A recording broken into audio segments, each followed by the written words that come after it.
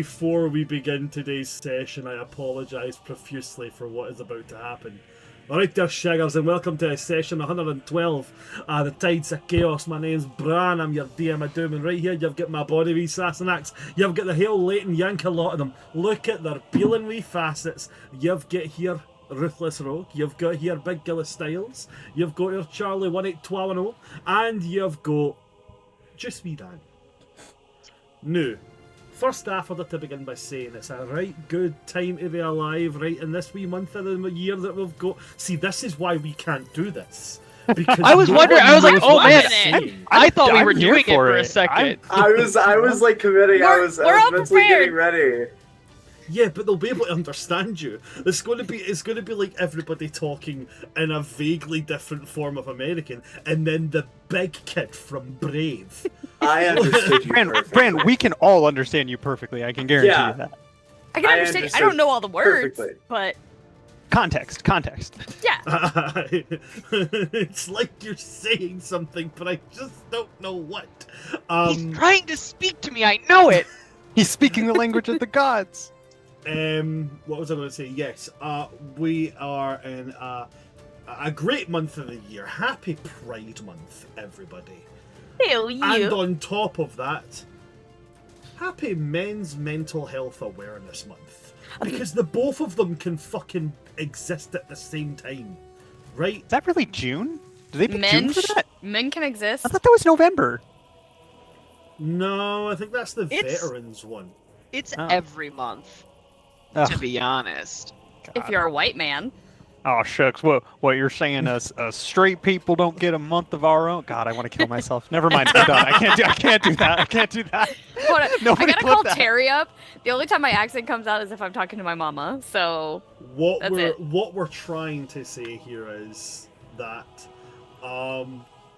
this month is a month to truly be proud of who you are, to live loud and live entirely burning bright for who you are. burning. No one should ever make you feel like being who you are is ever an issue, and if they do make it an issue, then they are not the type of people that you want to have in your life. And if you have people in your life who are supposed to love you unconditionally and they don't, well then I'm your dad, and I love you unconditionally, and I'm proud of you. Alright? Cool. I'm glad we covered that. Now to get on to the nitty gritty of it. Fuck Trump, fuck Farage, fuck Reform UK, fuck Restore UK, fuck the right-wing political leaning fucking body, fuck everything in that entire list of registrums that fucking exists. We don't fucking want you here, you don't fucking belong here. We are a welcoming, arms open community who loves and accepts everybody as long as they're not a cunt. And if you fall under any of those ideologies, then you are in fact the gigantic sweatiest flap of a cunt. And we do not want you. Fuck off. There's the door. I hope it hits you on the way out. Get to fuck. Anyway, guys, can we remember what happened last session? Bran, just in addition on what you said, those humans who've just been spoken to, who shouldn't even be here, your existence right now is just homophobic for this entire month. I just want to make it very clear. Fucking... Yeah. If you say or do anything, one step, it's gone. It's over. Oh, There also, are trees out there producing oxygen that you should really go apologise to. Yeah. Gil and Dan, I think you have to be silent for the sessions this month too. That's fair. Oh! No straight people get to talk. All right. Oh! Wait, hold on. Question. And I would never claim that I'm fully not straight. But Are I you gotta... saying you're fruit adjacent like my husband? Yes. So my question is, can I pass on my fruit adjacents to Gil's fruit adjacents, and then that makes two halves make a whole, and then he can talk and I'll stay quiet? I'll bear the burden. I'll be the designated If we are straight. proudly claiming fruity adjacent LaCroix fruit, Yeah. you can speak, but you're on thin ice. That's No, fair. This I feel is like the this point is where not different I than don't any other know time. what's being said. Brent, come on, Americans, keep up. please, We've just learned that fruit adjacent is in fact not transferable. That's really what we've learned here. Awesome, cool. Do you know what is transferable? Damage from attack rolls in D&D. Now, can we remember where we left off last session? We have been in the Hall of Horns. We are fighting Jacyk's deity, Satyras. We have learned that the name he chose, Gorthrak, has a long-standing history, and it, is a name that seems to choose warriors on its own. It's not like an active choice to pick up that legacy. It finds you, and you take on that mantle. You don't choose the Gorthrak life. The Gorthrak life chooses you. Basically. So we walked through, centuries to millennia worth of Gorthraks. And Jacyk paid homage to each of them in some way before we eventually stepped into the ring against Satyras. Fun boss fight. He was immune to radiant damage. We had to figure out how to work with that. We have just entered phase 2. His physical appearance has changed and his power set has changed to resemble that of the barbaric Minois rather than the reverent Satyras, and we're gonna kick his shit in or get our shit rocked. I think that's everything. Oh, It's a yes. pretty, yeah. It's a pretty accurate description, and we left off as we were going into the 5th round of combat, where he has shifted from Satyras to Minoas. And there are differences. Satyras. Sit your ass. I think you'll find that it's pronounced America's ass. Right. So.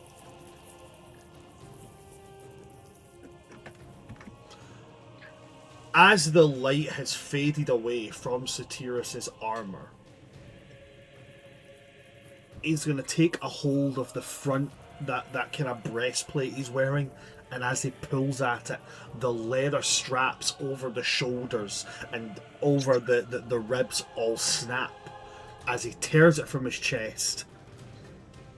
Bulging muscles as he starts to almost engorge. There was this idea of deep, heavy breathing as you can see like steam peeling off his body here.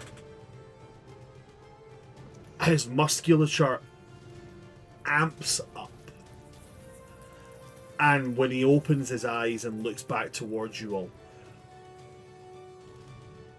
there's this kind of veined look to them. And then he's going to take his actions. Now, he is going to... Yeah, we'll start with this. So I've already said at the end of the... What's up, Dan?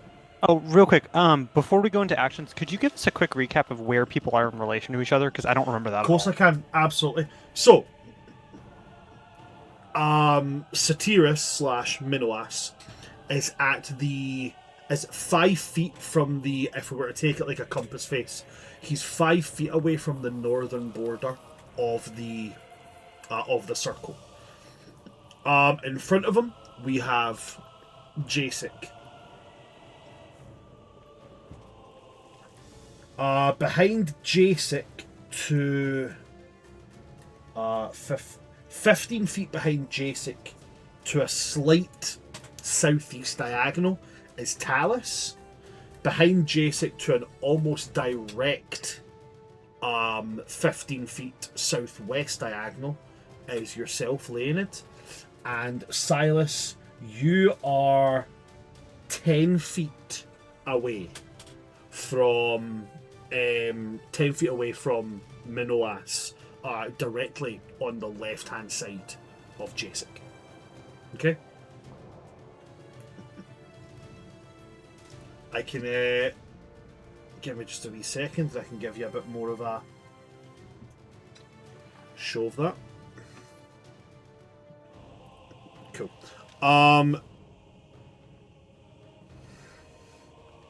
Just dropping that into the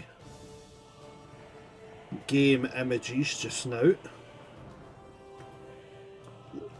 It's a fairly rudimentary photo, but I think it will work.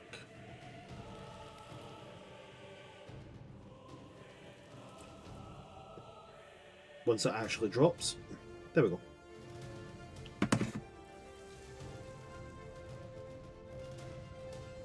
Give me 2 seconds, guys. I think my cat is on something that she shouldn't be. So he will start with his actions. The first thing he's going to do is he's going to forgo one of his attacks. He's going to make the shove action against you, Jacyk. So he's going to attempt to push you 10 feet back. So just because I think I remember last time is I did let go of my grapple to shove him, right? Yes, you released your grapple to attempt to shove him, and he resisted that. So he's essentially doing the same thing to you to try and clear that 10 feet. So he is raging, so he is going to make that with advantage. Obviously, because he's initiating that, he's using athletics. As it's a shove action, it'll be athletics versus athletics. Okay. So I do have advantage on athletic rolls as you do indeed. Oh, why can't I? There we go. Advantage. Let's see what we got. Uh-oh. I did not roll great. Only a 23. Okay, that is not going to succeed, I'm afraid. With a 15 on the die, with his plus 13, in Minoas's form, it's going to be a 28. So you shove against him, and as he dug his hooves in, began raging, he, for the sake of aesthetic, he is, you know, shoving at you, but it's kind of with one hand and the shoulder, and it's almost like a push up, like kind of off, like takes you off your feet a little bit. As he just hedged up and throws you back 10 feet. That's going to be one of his attacks down to do that. Then he's going to move the 10 feet towards you, and he's going to strike at you. Because he's moved 10 feet forward, he gets his gore attack, which he uses as a bonus action.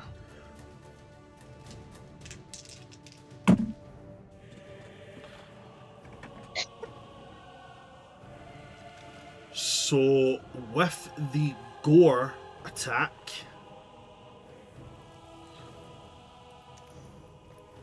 once I get down to those attack actions, I'm actually going the wrong way. Here they are. With the gore attack, that is going to be a total of 32. Woo. Yeah, it's hit. 19 on the die on that one. So now what I need from you is I need a strength saving throw. Alright, boo-boo. How was about a 33? A 33 will actually do it, surprisingly. Oh, surprisingly, I don't like that. Either you're making a joke, or it is actually surprising that a 33. It was very much a joke. Okay, I was like, oh shit. So, but you won't be knocked prone. You are still going to take the damage from the gore attack, though. Okay. It's 5 and 3 is 8. Plus, that is going to be... So you'll take 15 piercing damage as he runs forward and he ducks and gores with those ram horns directly into it. It's probably around about, like, pectoral mid-rib area. Okay. Where he'll catch you with them. That's one of his attacks and his bonus action has been used. Oh no, sorry, that's 2 of his attacks. 2 of his attacks and his bonus action has been used. So he's now just going to make 2 normal attacks using the weapon that he has. So So the first one is going to be that is a nat 20. Okay. It's not good. Anyone have a non-nat 20 port roll you want to throw on there? Can't use a portent as the dice has been rolled. That would have to be a. Okay. He's going to make his next attack. He's going to get a 13. Yeah, it would have to be some. It would have to be like that. So that is. 27. 27 and 24 is 51. 51. So 27 piercing and 24 necrotic without dice being rolled. I'm now rolling dice. See if I have anything, and I don't. Oof, buddy. That's a oof. So the total of the slashing damage is 27 plus 17, which is going to be 41? No. 44. 44. And the total of the necrotic damage is going to be 2, 3, 24, 34, 42. Sorry, what was it? 42. 42. Yeah. Oof. Jacyk's looking a little hurt now. So Oh, no. you feel that very much this time as his glaive bites into you and he drags it down. You can feel very much that the physicality of that glaive has now changed. It's like a saw blade. And where usually you've had all kinds of wounds before. You've been cut with serrated blades. Where you would usually expect that kind of like burning of trauma, it's cold, as you can feel that necrotic damage seep in the dying of the cells. That is his turn done. So from there it's going to go to Talus. Then with Jacyk on deck. Okay. Brent, we still did not settle the argument. His molecular biology, his cells did not change. They just changed form, like the shape. Are you asking me if you I can am make some asking kind you. of check to identify if that is still active? I'm asking you as the DM because hold on. Okay, hold on. We're holding. Okay, I curse one creature that was Yep. targeted by my spells. You did indeed. He is still the same creature, just in a different form. I may. If you replaced every cell of a creature with a Is new this the ship cell, of is it the Theseus? same? Oh no! But that's The body matter of, can neither be created nor destroyed. He can't just. Play D&D, they said. It would I be know. fun, they said. Well, You know what? Fuck it. Fuck this shit. He's still cursed, alright? All right. Whatever yes, makes okay. us stop. I can see I don't know. Rufy- I think if can we see spent the Rufy next 3.5 slowly falling hours discussing the ship of Theseus, that would also be a great time. I can Okay. see Rufy slowly falling apart over this. That I'm Come on, just trying Brand. to make a It's decision Pride Month. here. Don't commit a hate crime. Yeah, this is a fucking hate crime, Bran. Okay. But then surely you denying me the capability to do what I would have planned, as I'm a member of the LGBTQI plus community, surely then that's a hate crime.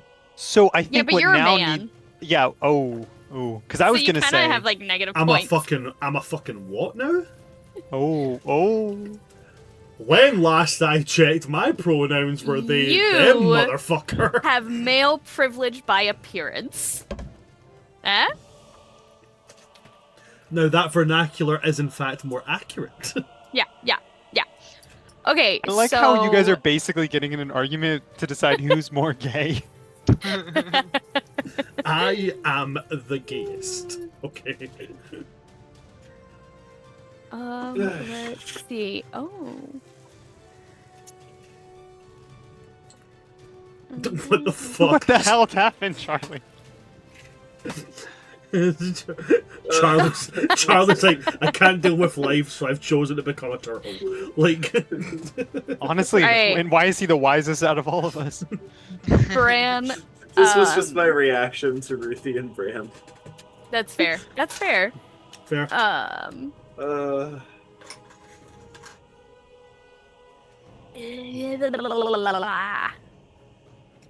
Okay, I'm gonna quicken spell True Strike on him, Bran, and I'm specifically looking to determine his creature types. Specifically trying to be like, is this homeboy humanoid? Our little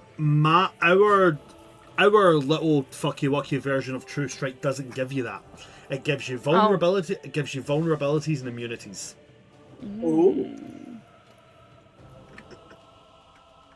I can still give you that if you still want to do the quicken spell True Strike. I want.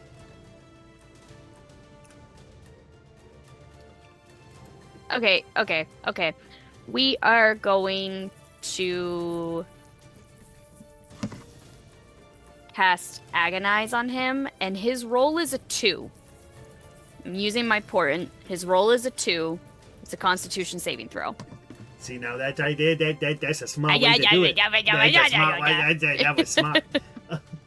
We both turned into the coach from Waterboy. I love it. Okay, so Agonize. Lovely jubbly. Tell me your damage. So the damage only happens if he is it at least less than half of his hit points. Oh shit! Yeah. I'm getting that mixed up with an entirely different blood. That's okay. Right. Okay. I'm sorry to tell you, he is not at half hit point shit. That's okay. Is his save like with a 2 on the die above a 21 for a Constitution? For Constitution. Yeah. No, it is not. Okay, so he will fail the save, and he is stunned for the duration of the spell. How long is that? Hold on. That was the most satisfying reaction from Bran. He will repeat the saving throw at the end of each of its turns. So what? It is at this point I would get to say to you, Juggernaut Frenzy. While raging, Satyras cannot be stunned, incapacitated, or restrained. Fuck. Okay, it'd be like that sometimes. He That's is okay. he is the immovable object and the unstoppable force. That is fine. I mean, not really, but okay. I was about to say, like, there goes my plan. Ooh, that's rough. That's rough. That's rough, buddy. Does he run around going, I'm the Juggernaut, bitch? I'm the Juggernaut! Like the stupidest guy to ever play. Fucking Juggernaut. I can't believe they thought to themselves, I know who's the perfect representative of the Juggernaut. A random cockney. Hey, I had fun with that Juggernaut. He was big, he ran through buildings, and he was just like, I'm the Juggernaut! It's fun. Remind me one more time, what were the conditions you said he can't have? While raging, Minoas, I said Satyras last time, Minoas cannot be stunned, incapacitated, or restrained. It's really annoying me that I've wrote those in no sensical order. It should read as incapacitated, restrained, or stunned. Okay. So that includes paralyzed. Paralyzed incapacitates somebody. Trip him. Just walk up and push him over. And to be clear, he did start raging, right? Like, don't recall. His turn technically started at the end of last session because we used that as the quote unquote the part 2 of the combat and his bonus action to rage and become Minoas. Yeah. Wait a second, guys. We could just do what I run into. As long as he doesn't do damage or take damage for 1 round, we could just drop him out of rage. Oh, and how do you plan to stop him from doing damage? He can still be blinded. He could still be deafened, and we just move away from him. I'm Everyone kidding. is really, really quiet. Shh. Do you really think our group could shut the hell up for like a full 6 seconds? Impossible. No, we have to be mocking our enemies. What are you talking about? We're basically playing Marco Polo with him at that point. Okay, alright, we'll quicken spell Devour Flesh. Because I used a 4th level, so I gotta use 3 or below for a bonus action for that. So yeah, we'll quicken spell Devour Flesh. I need a Charisma saving throw from him. Charisma saving throw.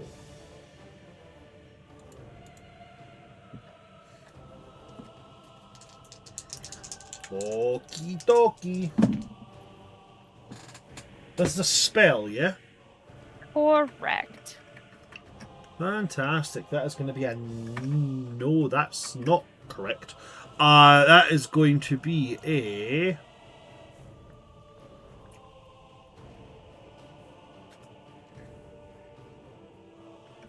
$30. That's okay, he'll take half damage. Half of them damages.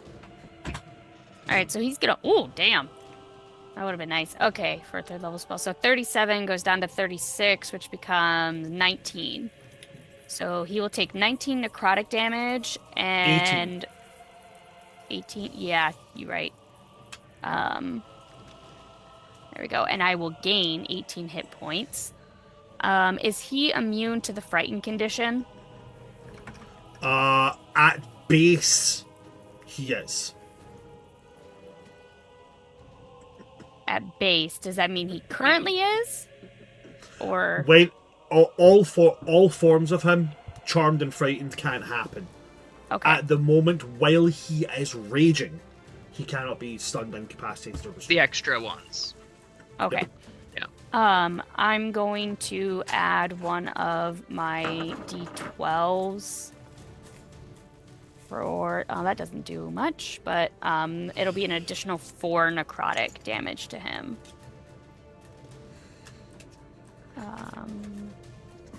And we're gonna, because I used a meta magic, we're gonna continue his disadvantage on Constitution. Okay. And that is my turn. That's all I can do. Okay.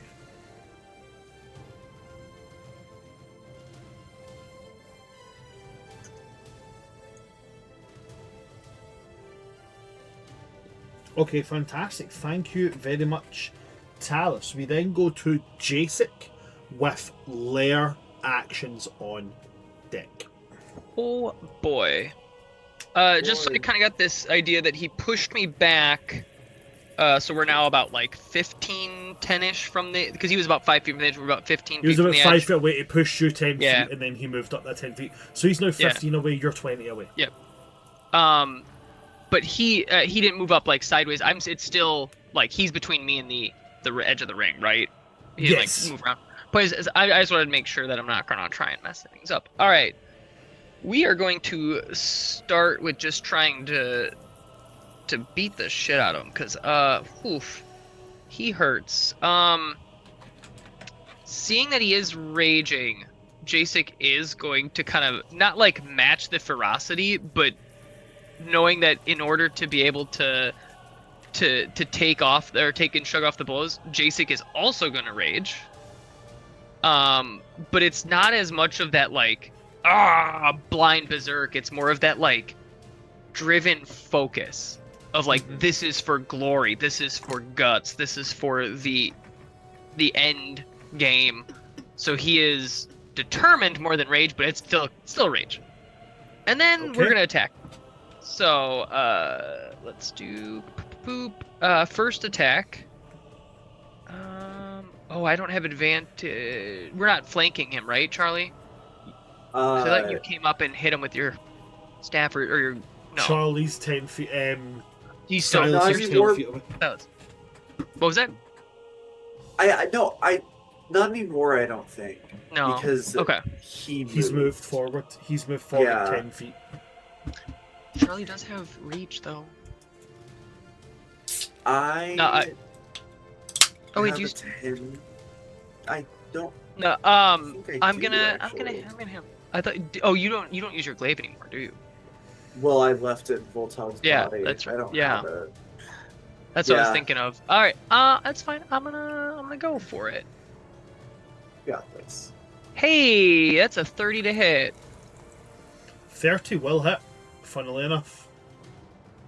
So we're gonna determine how this works. So one of those, one of these, and one of these. Wow, rolling really low on that. So it's gonna be 13 slashing damage and an additional 10 radiant damage. Does it seem like the radiant damage does anything while he's in Minoa's form? As you strike with it, again, much as you would probably expect at this point, as the blade bites into him, you feel it doesn't cut in quite as much as it did when he was not raging. But you do see that kind of burst of light of the radiant. That does come from your weapon. So it seems like, as with most barbarians as they rage, bludgeoning, piercing, and slashing damage is going to be halved, but the radiant damage does not seem to be doing less anymore. Okay. Well, we're gonna go for the second attack then. Pew, pew, pew. Oh my god. Ah! Haha! That is a 19... I don't crit on 19s, do I? I don't think I do.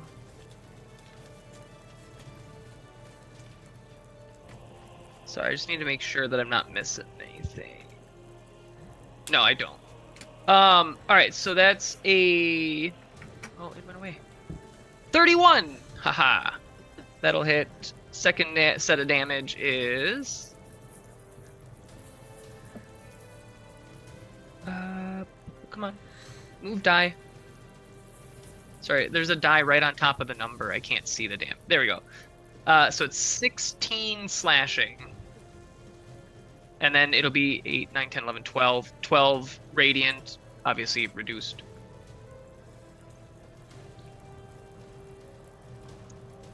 Damn it. That was my action. I don't have anything for bonus action. No, I think that's it for me. Okay, in that case, we come to... Squaring up. We come to rolling for which of the hall's spirits will be called in here.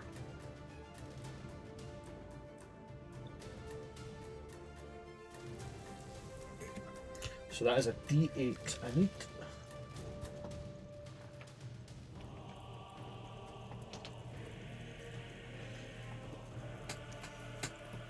Give me that to eat. A 3.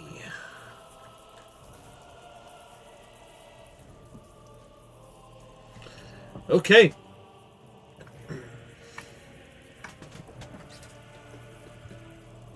As this battle continues on, blows being traded, spells being flung, a thin layer of hoarfrost starts to creep over the arena.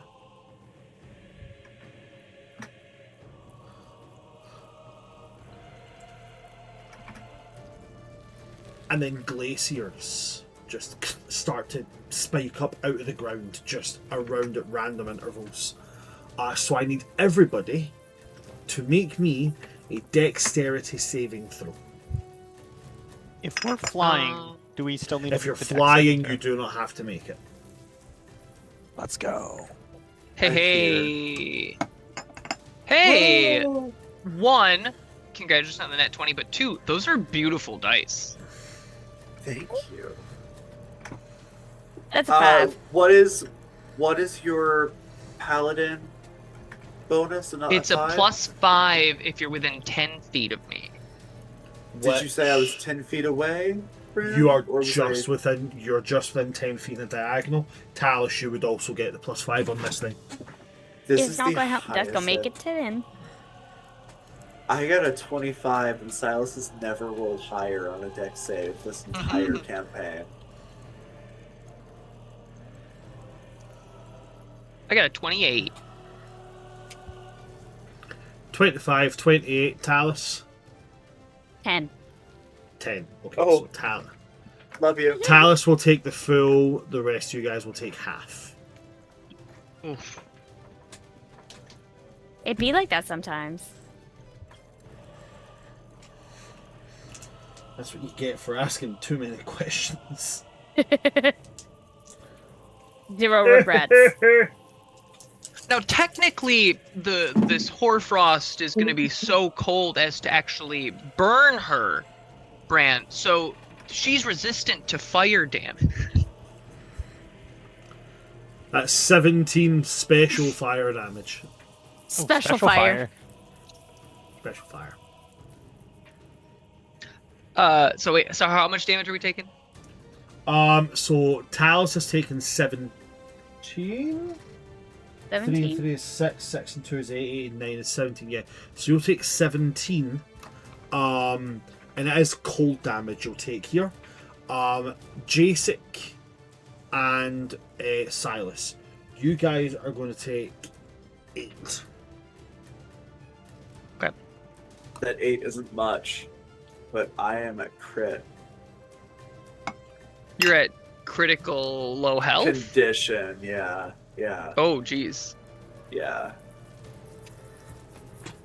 Life is good. That is the lair action Um, completed. and who's up next, Bryn? Me? That would be Silas. Really? Yep, you're Oh. last in the initiative order. Oh, okay. Can I take my reaction to... Let's do...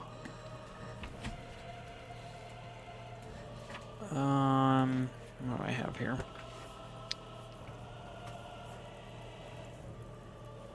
I'll do... I mean, it ain't much, but it's honest work. I'll do a 3rd level healing word.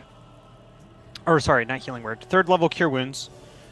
Which, on Silas, it's a feature from Divine Clemency. I can use my reaction when a creature takes damage. Use a reaction to cast a spell of level 1 or higher, as long as it targets that creature. So 3rd level Cure Wounds, which then gets bumped up to a 4th level because of the Halo, which makes every spell that is Cleric or Paladin count as 1 higher. Sorry, I feel like I really bumbled my way through that, y'all. It's absolutely got fine, there. don't worry about it. Alrighty, so how much hit points are you returning and to who? Silas, it ain't much, but it's honest work. 4d8. 48 is not much. I mean, it's 18. Something. That is more than I had a second ago. My brain was hearing 48, as in 48, 48. not 4 it's die 48. 8. It's No, just that's 48 right, HP. that's right, It's that's pretty right. shitty. I'm like, wow, that is a lot compared to like what you could be getting healed for. So, wow, okay.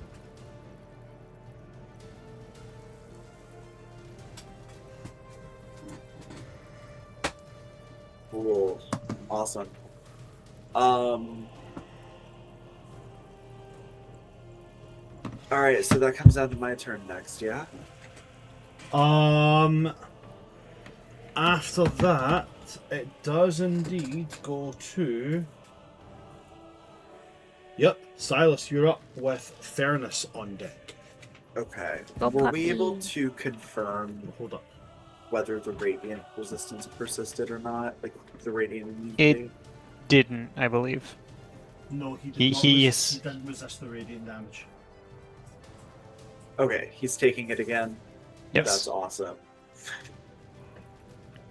That's awesome. I can be useful. I'm gonna go ahead and start concentrating on the 6th level spell Sunbeam.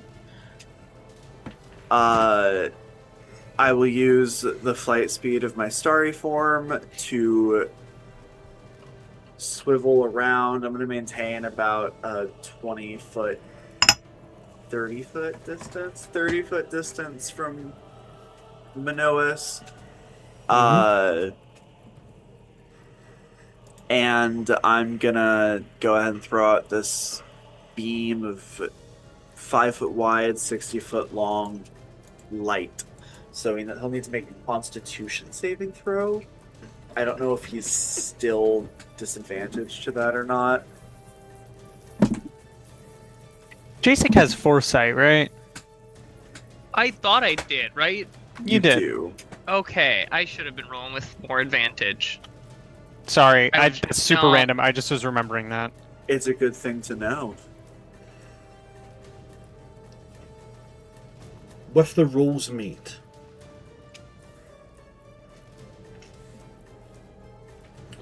the total of that is going to be.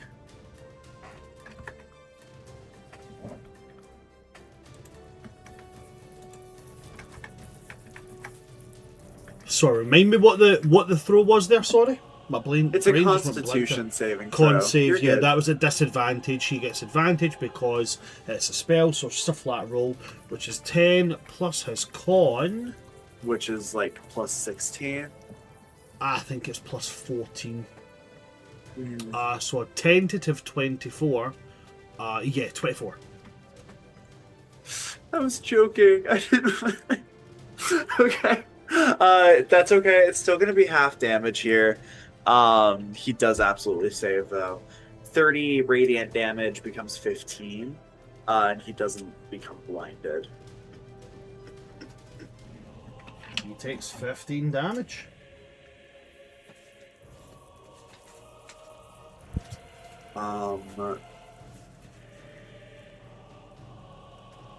And I'm gonna hold off on any bonus because I don't really have anything to do. Alright, we're good. Okay, okay. Then we go from there to Fernus. Oh, you Fair brought him enough. in here. That's right. Of all the things, You act so upset. He's helping us. he's helping.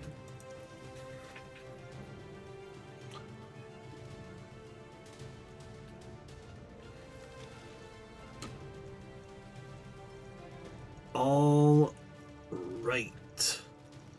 Then Fernus is just going to move forward and try and do the bite. Big jump.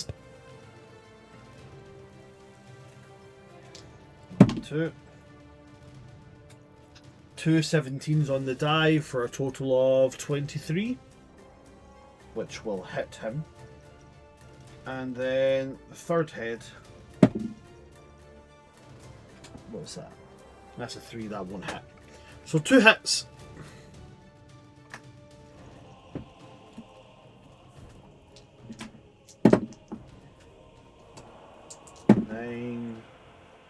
Nine and 10 is 19.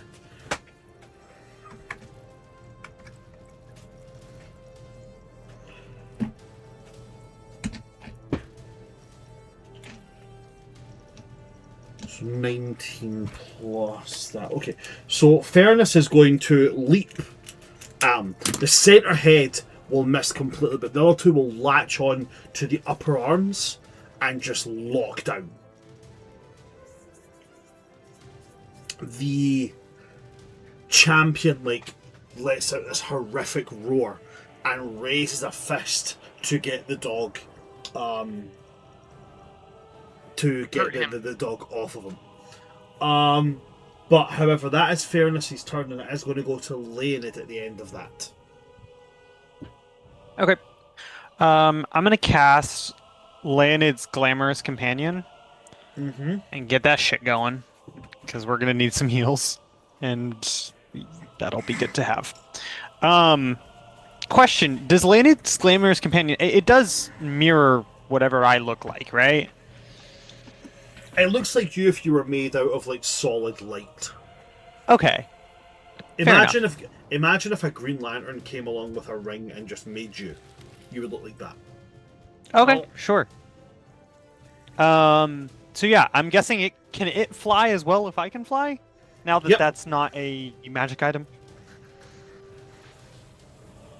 Okay. Yes, it can. And then I will also position myself within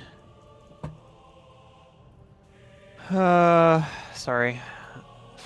feet, I think. Okay. Yes, 5 feet behind Jacyk. Okay. Not trying to obstruct, maybe off the ground, but within 5 feet in case I need to cast Protective Wings. Okay. That's action, movement, action. Where am I at with Bardic Inspiration?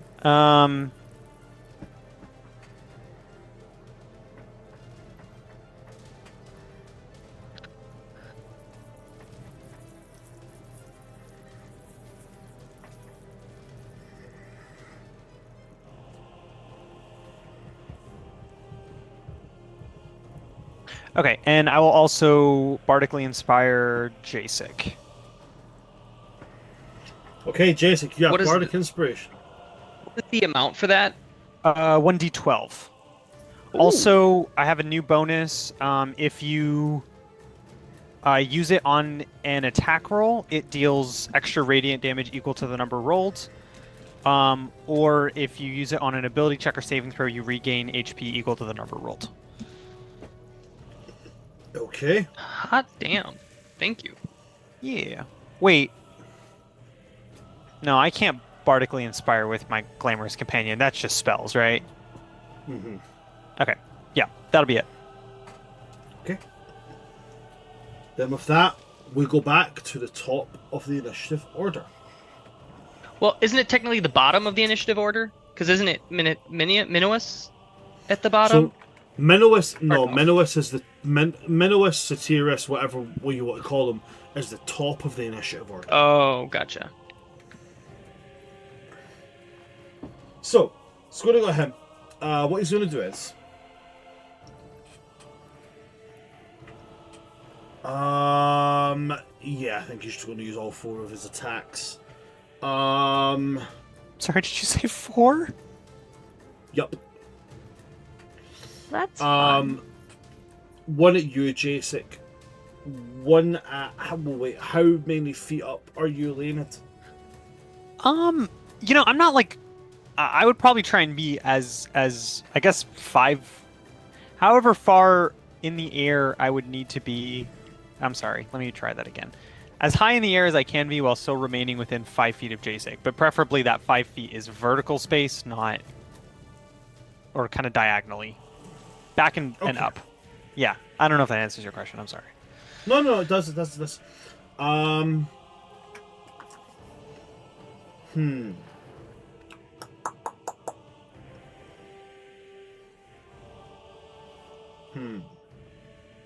Okay.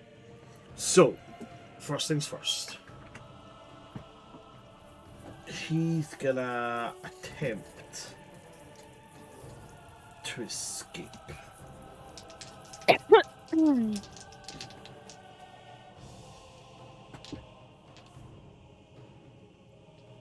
Oh, I just claim he's running the direction and you guys get to stop him. That's it. So he is going to make a beeline for the western corridors that would take you towards the kind of front door of the wraparound area where you guys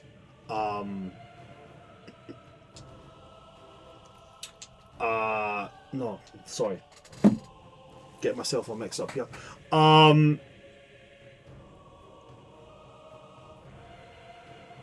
Where do I want that to go?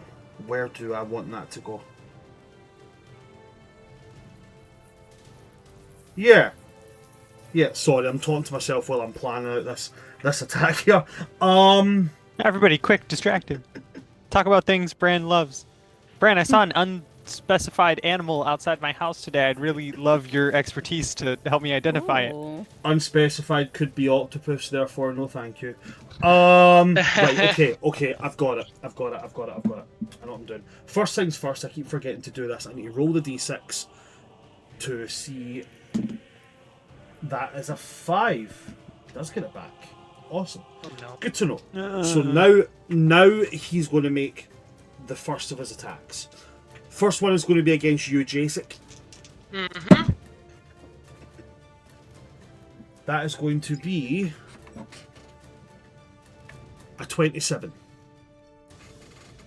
Yeah, that'll hit. Okay.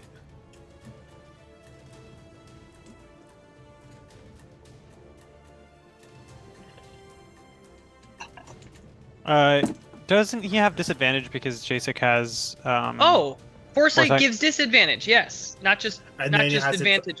And then he has advantage because he's raging. Oh, he gets advantage because he's raging?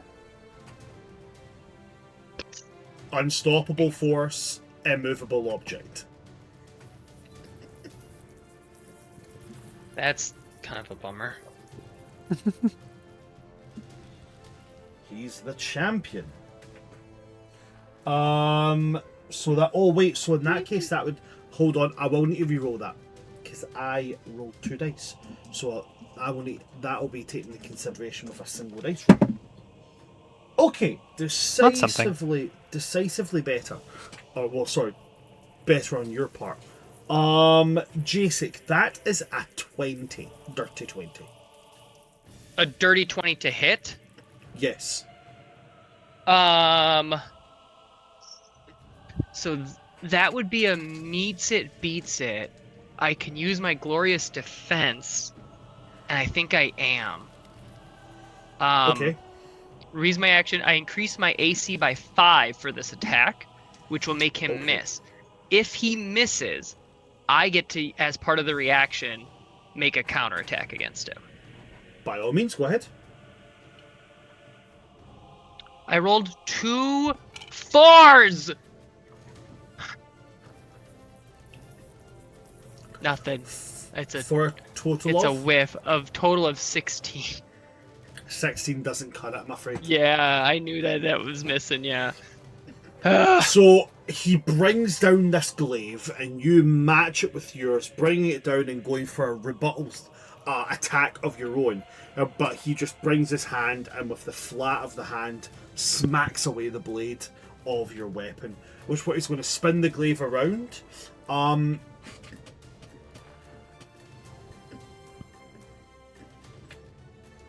He's going to go for fairness on this one. Gonna hit a dog? That is going to be a 23, which is more than going to hit fairness. Oh. Remember, guys, he made this choice himself. Remember, guys, the real three-headed hellhound was the friends we made along the way. So that is going to be these two.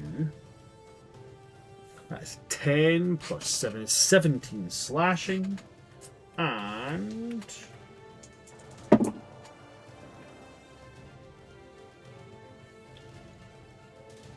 16 necrotic, which becomes 8.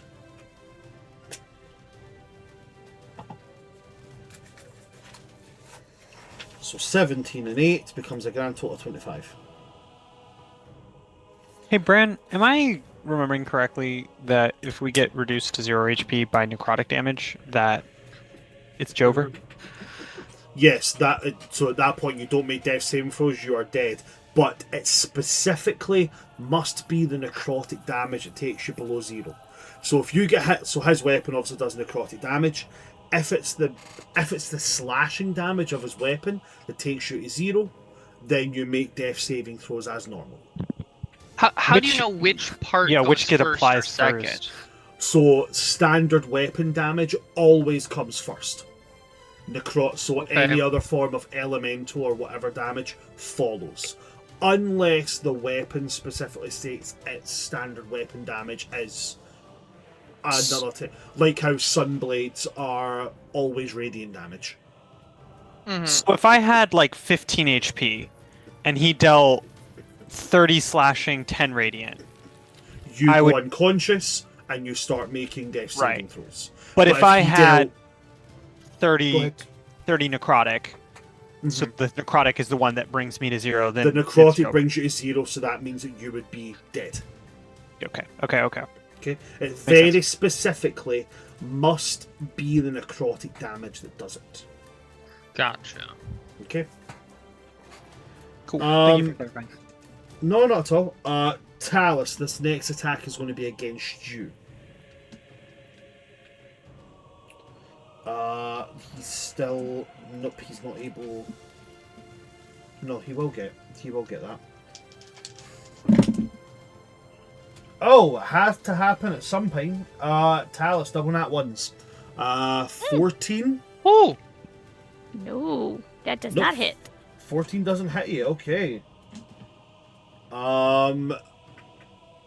Okay. Last attack.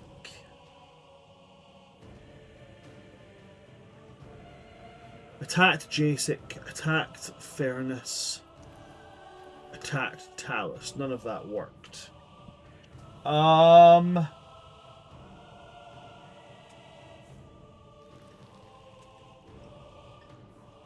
come back for me. No, I've already rolled to attack you, did I not? You did. You missed. Yeah. What about second attack? What about second attacks? I'm gonna have him go for. I'm gonna make him roll a hit Silas. Oh, As he That's does, worse. it kind of drops the glaive down, so he's holding at the tail end of the staff, swings it to try and slice at you using the reach of the weapon. Damn, that's fucking sucky. The highest of the rolls there is an 8. 8 plus 13, 21? That does hit. Awesome. Well, yeah. fuck! I just used my thing too. I should have waited. I'm not How close is Silas to me? super I think it's okay, guys. Hmm? I think it's okay. How much HP do you have? 68. I'll be okay. Ah. 9 and 1 is 10. 10 plus 7 is 17 slashing. Okay. And then 12 necrotic. So a total Okay. of 29 damage. So you said 12 slashing or 12 necrotic? 12 necrotic. 17 slashing. What's that half? 17 slashing would be 8. Goes to 8? 16, and then it's half. Okay. I'm going to use Stone's Endurance, just a reaction I have. I'm going to go ahead and throw 13 damage off of that. So that'll take it down to 3 damage. Awesome. We are good. Yeah, that is him. That's him. None of his bonus actions can be utilized at the moment. So therefore that goes to Talus. Jacyk, you're on deck. F him up. Okay.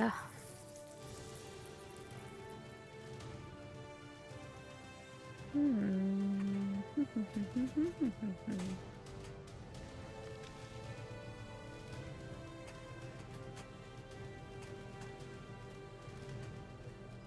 Sorry, I'm reading this. No, don't worry, take your time. Alright. Fuck this dude. We're gonna do sanguine fusillade, fusicellalade, fucacelli. Ah, yes. That lovingly named Sanguine blood magic fettuccine. spelled. Got it.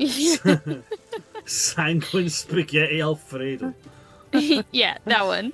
So let's see. I did level 7 last time. We're doing it level 9, so I can expend 9 of them at minimum. So I have 7 left after this.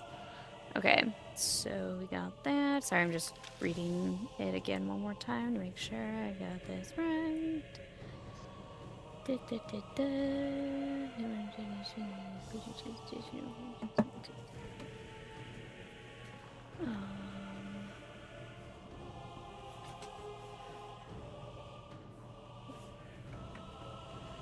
Just tell me what you need from me. You're good. Hold on. Perfect. Okay. I gotta roll a bunch of hits. Okay. So we're gonna go. All right. First, 26. Hits. Ooh, nat 20. Loving that Total of 20. 33. Oh, I don't think that one will hit. A 16. 16 does not hit. Okay, 23. 23 hits. Okay. Fifth roll. Oh, sorry. 23 dirty. is a meets it. 23 meets it, beats it. Okay, so the next one doesn't hit then. Because that was a dirty 20.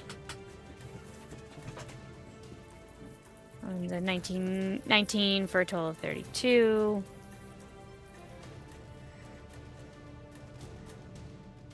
$30.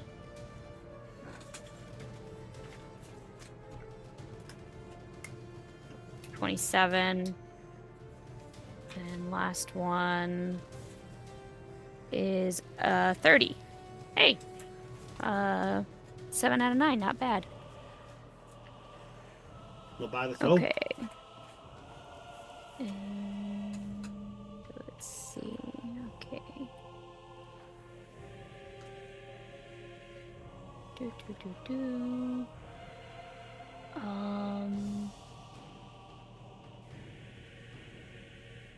So I'm trying to remember what my hit dice are.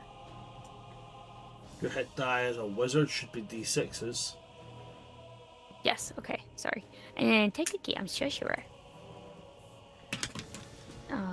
Sorry, big chap. Take a key. Actually, I'm just a very nerdy sorcerer.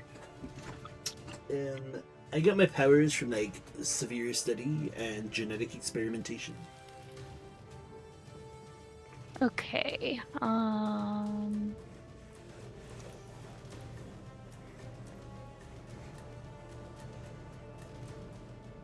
Okay, so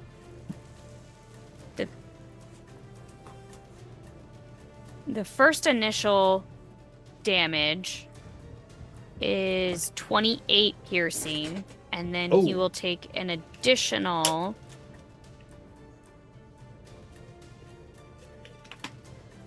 31, and I'm gonna add a d12 for necrotic, which landed on a 12. Plus 12 necrotic damage.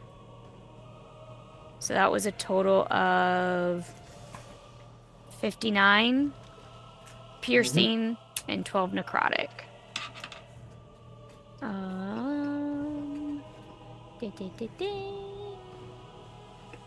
Yeah. We got that, and then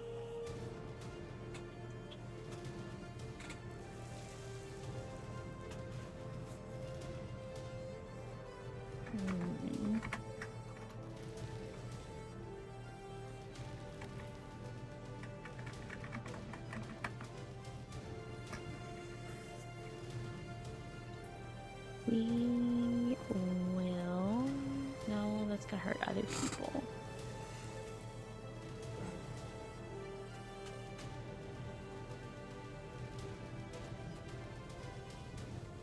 Sorry, I'm thinking. No, no worries.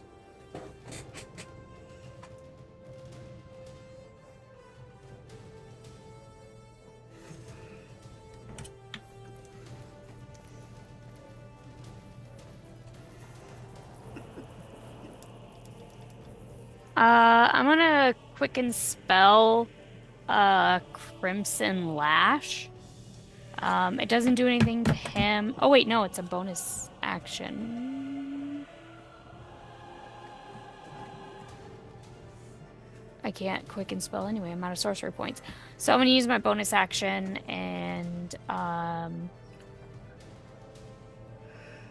we will do Crimson Lash.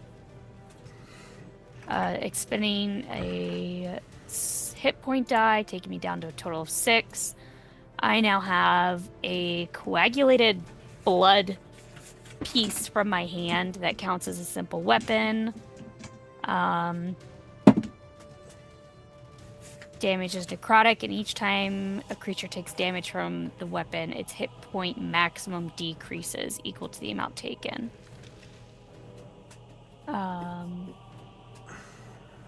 And I am gonna do it at the 5th. Can I do that? Hold on, let me double. No, I think I can only do it at the 3rd level. Can I only do it at the 3rd level?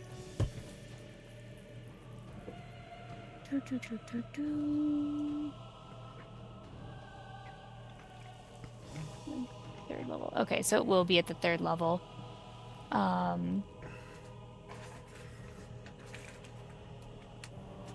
This allows me to make 2 weapon attacks when I take the attack action. So, having it done at the 3rd level. So I'm gonna do that and use my movement to get up to him and make 2 attacks on him with that. Okay. So the first one is... oh, sorry, I have to attack him now. Oh, Sorry. you still got to make the attack rolls. Cool, Yeah. Sorry. Go ahead. Because that was an action, bonus action, now action. Yep. So a 28 and a 30 to hit. Both of those will hit. Great. We're doing my d12s for the hit die that I can expend. Well, that sucked. So that's a 10, I think, is it necrotic damage? Just double checking. Yeah, 10 necrotic damage, and his hit point maximum is decreased by 10. Alrighty. And Not bad. That's my turn. And I'm now a target. It's fine. I've got hit points. We're good. Did you haste me before we came in here? Or when we came in here? Pretty Or sure I did. Was that the last one? I'm pretty sure I gave you haste. I think I remember that too. That's Because you've been skipping it. Well, I haven't been skipping it, I've been forgetting it. There's a big difference. He's been forgetting leg day. So don't Question: forget it. Can we get like some actions in retrospect, Bran? You know, like he banked those actions. He was holding them until he remembered. I was just holding on to them. I actually remember he did say like I'm readying an action to use when I remember that I have this action. Right. No worries. Going for it, I just wanted to make sure that I was like, for some reason I was thinking about it. I was like, I feel like Yeah, you're hasted. I remembered that last time being like, oh yeah. With that, I know that we did start a little bit late, but with that we are at the 2-hour mark. So, with that coming to the end of Talus's turn, before we move on to Jacyks, I think we'll call a quick little, maybe like a 10-minute just to do the bathroom, grab a refill on snacks and stuff like that. Yeah. Do not go Sure. anywhere, folks, and we will see you in 10 minutes. 10 minutes and we will be back.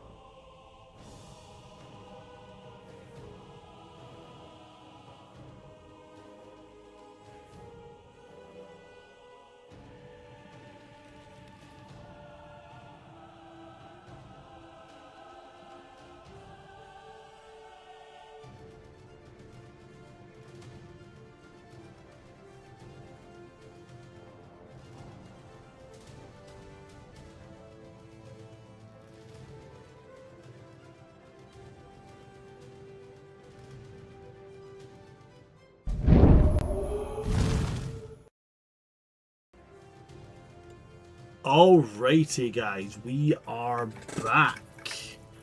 I do believe, Jacyk, that it was you up Yes. next. Jacyk kind of like, dodged that last attack, took a swing, is going to try and like position himself a bit more between the team and Minuas.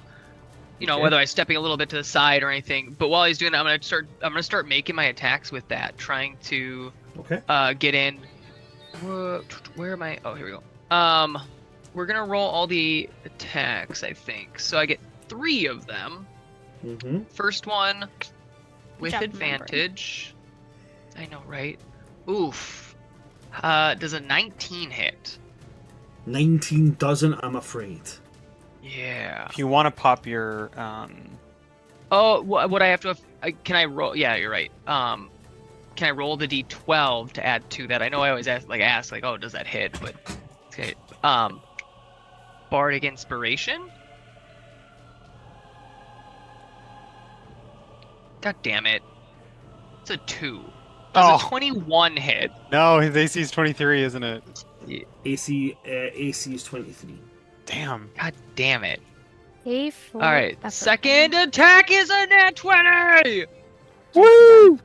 All right. And to confirm, there Yep. was a nat 20 made last time when he was Satyras, and he was immune to it.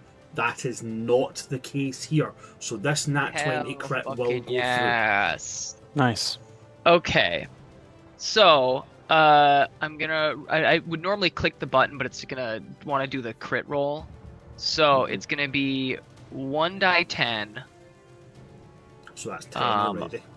1 die 6, 1 die 16. 8. Right. I am 24. going. That's 24.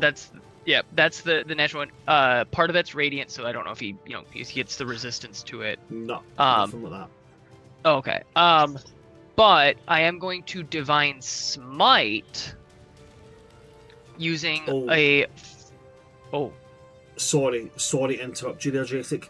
It's not the radiant, but the weapon damage will be halved. The slashing. It's still Yeah. raging. Yes. Yep. So how much of that 24?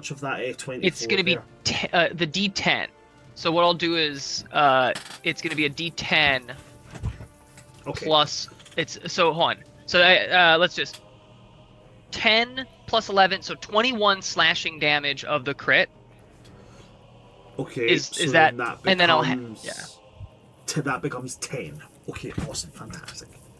Because I'm also gonna have more slashing when I actually roll the thing, because I'm not like so that's of the crit part.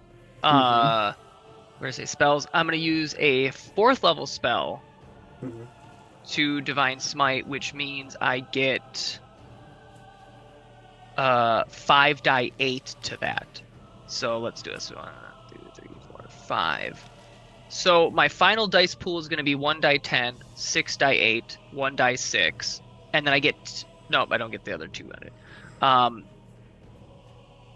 With that, I get a crit for all of that. So the die 10 is slashing. It's going to be 6 times 8 is what number is that? 6 times 8 is 36. No.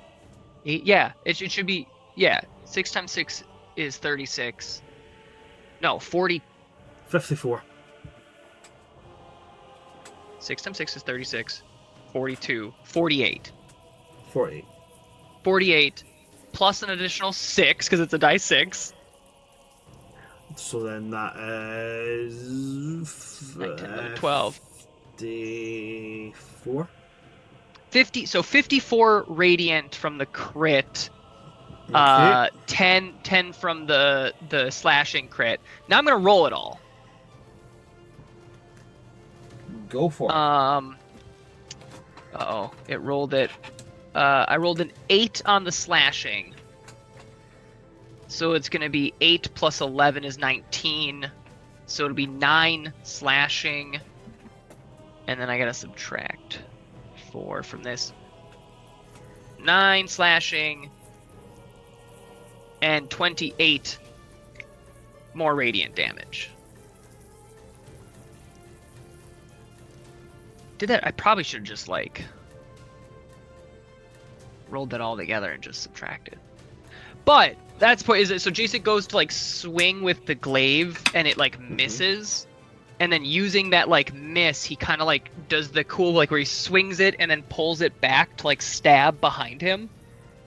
Right. When he does that, you can see like the light just like glow off of him as Toothy's just like radiantly glowing with the divine smite. And then I have haste, so I'm gonna swing it again. One more attack on top of that. Oh, it didn't do it with advantage. First one is gonna be a 19. Dirty 30 to hit the second one. Dirty 30 will hit. Or the third one. So that one's gonna be 20 slashing down to 10. Okay. And then 8 radiant damage. Oh, did it work? Yeah, 8 radiant damage. Okay. Oh, plus an additional 2 because I get plus 2 from raging for each attack down to 1 because it'd be slashing. So I get plus an additional total 2 damage. Oh boy. Fantastic. Thank you very much. The hardest part of my turn wasn't figuring out what to do. It was just the fucking math. Anything else for you there, Jacyk? Nope, that is As it. you levy in this assault of attacks towards Minoas. He's starting the heavy deep breathing is starting to slow itself down. Okay. It's as if he's trying to bring himself down. Oh. Silas, you're up.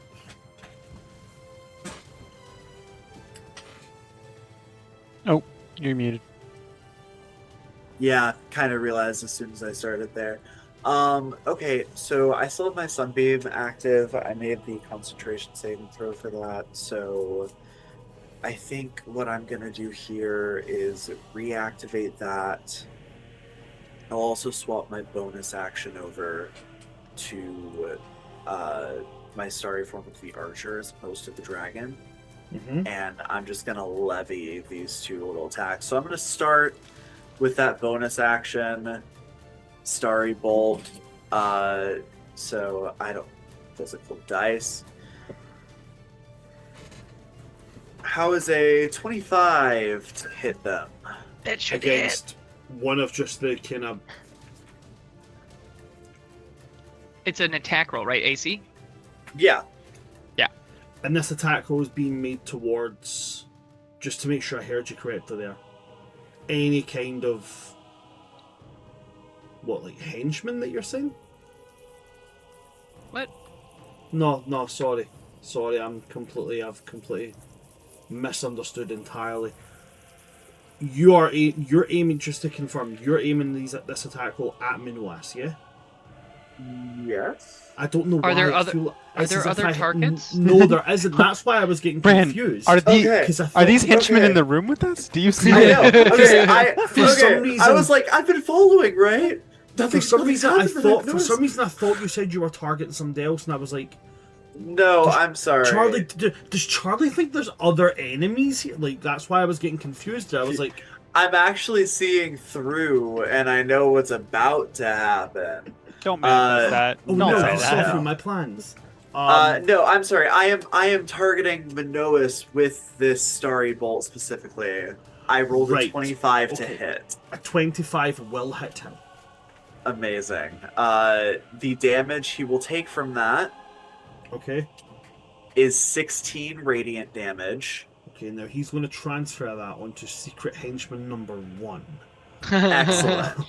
No. 21 damage, you said there? 16. But sure. Yeah, that's great. I'm just Definitely making up numbers now. Add Just to see if you 5 guys more are gonna be damage, honest. please. And then I will need him to make another Constitution saving throw. I do not Con know save, if and he he's still got that. has. He's still got that cursed. Bummer. Cowabummer. But actually, I'm going to use a wheel, and I'm going to take it down. Whatever he rolls, I'm going to take it down by a d6. Nice. Awesome. I don't know. Put him in his place. I Put don't him in know his why. Oh, place. 5. -5 5. to whatever. Okay. Well, with his con, he's usually got a +14, which means it now just becomes a +9, which is a total of 10.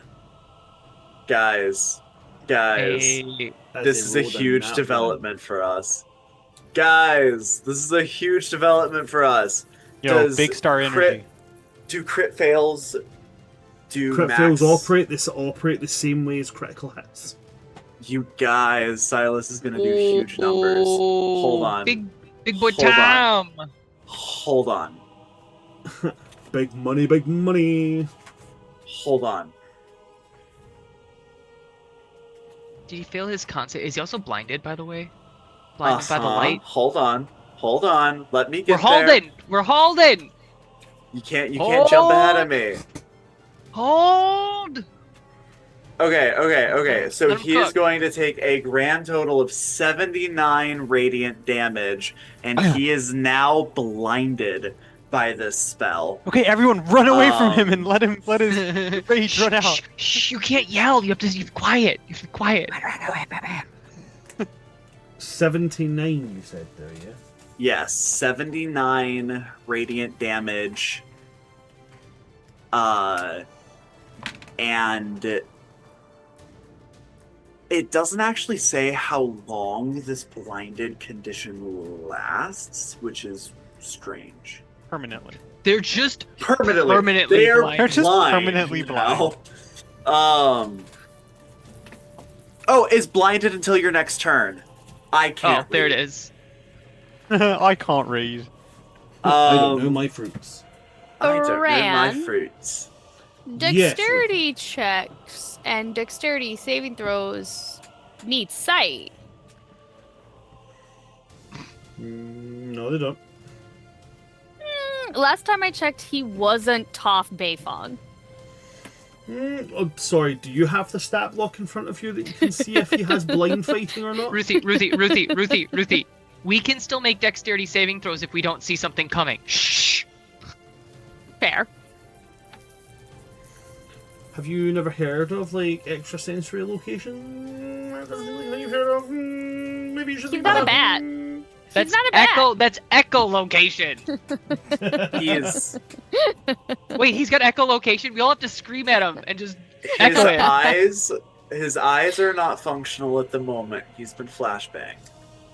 Hey. Whoa.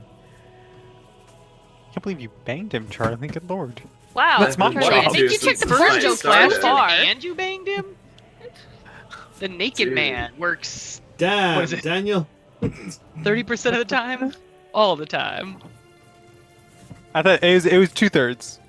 Oh, is Or- it 60% of the time? No, because it was 3 out of 4. I think it was 3 out of 4 because 4 people do it and 1 person fails in that episode. Yep. Two-thirds of the time. Yeah, 2 out of 3. 2 out of 3. 2 out of 3 times. Works for Lily Ted. 6. Works for Ted. Works for Lily. Yeah, Doesn't work Fails for for Barney. Barney, yeah. yeah. That's a good TV program. Alrighty. Anything else that you're adding onto that, Silas? Does he need more? I know, right? But why not? Why not? Yeah, I'm gonna why take not? a second action. I'm not. I have no way to do that. No. I'm just gonna make sure that. Remember that time I miraculously took 2 levels in fighter? So action surge. Yeah, right. Yeah, because that We're kinda regretting it. definitely happened. Yeah, no, I think that's it. You know what? I'll use my movement speed to back away from the blind minotaur that I just hit with that much radiant damage. I love the That's- image of that's Silas it. like tiptoeing away from him, like While don't know glowing why- like anything, like shedding bright light for 60 feet around him. Because of Silas's size, him tiptoeing, I always just hear the dum dum dum dum dum dum. The dum, skeleton dum, dance, dum. yes. Love. Anyway, but that's gonna be it for me. Okay, so at this point, as you strike, and this starry bolt hits him in the chest, blinds with this flashing light, he screams, yelling up at the ceiling of this temple as he cannot see, swings this glaive a few times before you guys would see it's like his body starts to deflate. The crimson veins start to seep away, and he starts to take on a smaller, slimmer appearance. He actually doesn't, by the end of this, he doesn't look all that too dissimilar to Jacyk. Ugh. He doesn't He go just back got to the called kind tiny. of he doesn't go back to like the Excuse shining you. gold hair of Satyras. He goes back to like kind of like a chestnut roan type hair. Same with the fur on his legs.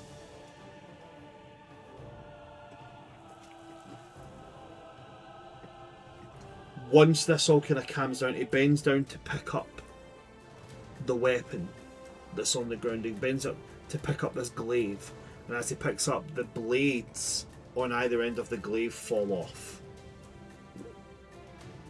Okay. And so with just holding this quarterstaff in his hands, this satyr looks up.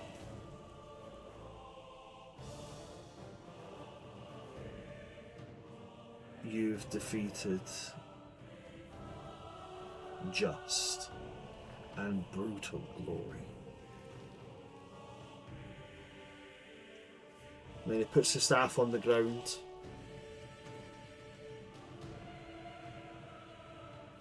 And he takes a stance. Ooh, he's like a monk right now. Okay. And there's a moment where there's just a brief pause. And then he tenses. And it's like that thing with Bruce Lee in Enter the Dragon where he's on the top of the stairs. And he just looks, normal kind of fairly athletic guy. And then he tenses and everything just pulps out. Bran really said, "Oh, you think he's not Toph Beifong? Just wait, bitch." That's why I laughed. Just wait until he stomps a foot onto the ground and a rock pops up and he just punches it at somebody. It's not then The he's going- boulder is no longer conflicted about defeating The the dumb boulder. blind girl. So then he's going to use 8 key points. He's just going to punch the ground and cast Earthquake. It's not actually No. earthbending, he's just that strong to be Yeah. able to just like manipulate things. You ever heard of Earthshaker Grun? At this point, I can confirm to you this is final phase of the fight, Oh jeez. and you are fighting what is, from perception alone here, a monk. There is no more of this charging around, roaring and screaming. There's no more of this swinging a blade of divine justice. He has got a staff, which is in the ground next to him, and he just has this very centered, very soft stance.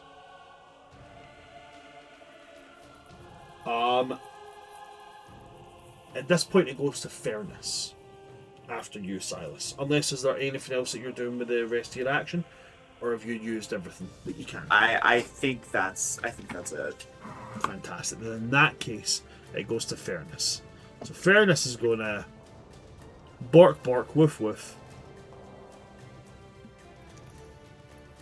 Bark, bark, woof, woof, bark, bark, woof, woof. Because Okay. there's 3 heads. He is going to... Yeah, Fernus is going to do the breath weapon. Yeah. Yeah, that seems right. Yeah, Fernus is going to do the breath weapon. He will make a dexterity saving throw. That did not go well. That's 2 2s.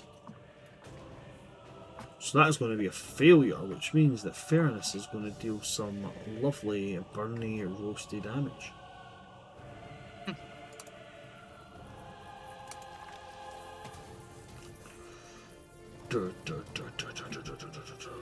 And well, that is nasty actually. 1, 2, 3, 4, and 5.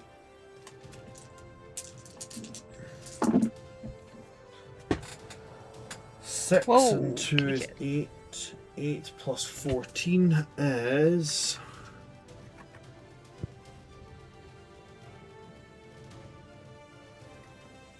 22. 8 plus 14, 22. Wait, 8? Oh yeah, sorry, never mind. I heard, never mind. Yeah. So he will take this burning damage wafting over. He will take 22 damage before we move on to Leonid.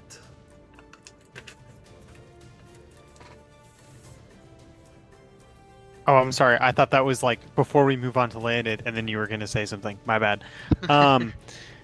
Jacyk and Silas, HP, where we at? Jacyk looks a little rough. Silas looks rough, but Jacyk's more of a concern, I'm sure, because he'll be in melee range. Both is good. Okay. Power word Both is heal. Ooh. 1 on each. Oh, How does okay. that work? I don't know what that does. So, power word heal takes you back up to full HP. Whew. Damn. Pretty sure. Oh, okay. Sure. So 9th level spell on Jacyk, and then Leonid's Glamorous Companion. Expend a Bardic Inspiration, cast it on Silas as well. I just want you to know that you just healed 238 hit points in just healing Jacyk. I was waiting until And- the final phase. I figured you might need it Yeah, at the end. yeah. You just And like about 150 points for Silas. Okay. love So that. if anyone's keeping score, yeah, it was about it was about 38 hit 400. That's Well, hold on. I'm gonna rename myself. I gotta take healer out of my name. I'm not Yeah, holding that's a good up idea. anymore. Also, because why not? I'm gonna use Time Bandit, which is a feature of the chronometer. Precisely. At the start of your turn, roll a d6. On a 1 or 3, you slow down time, gaining an additional action. On a 4 through 6, you go forward in time and warn yourself of what is to come. Next failed saving throw, attack, roll, ability check. You can re-roll and take either result. So rolling a d6 now. That's a 6. So I have... anytime I fail something, I can choose to redo that. okay. And that is action, not bonus action, because it doesn't say action. It says no action required. Bonus action, Bardic Inspiration. Jacyk, get yourself something nice. Ooh, I will try. Not Charlie and I both changing our names after the power would heal times 2.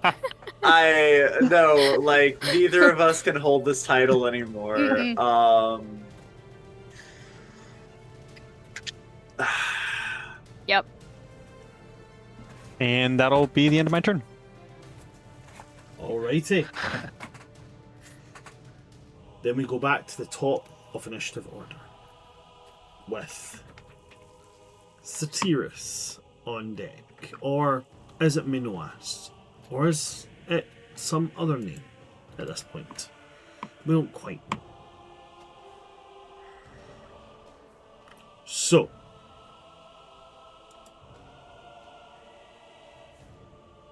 yeah.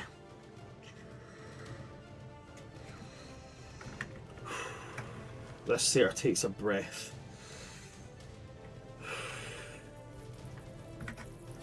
And then he will make his attacks.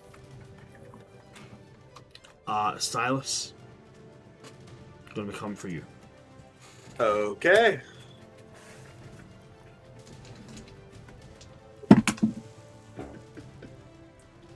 that is going to be 17. Ooh, meets it, beats it. Oh. Okay. That is an 18 this time.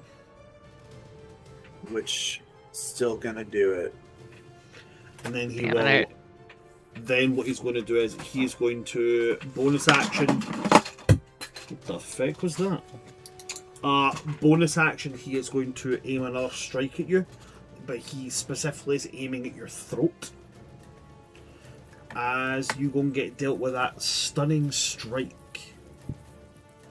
Oh. How close is Silas to landed?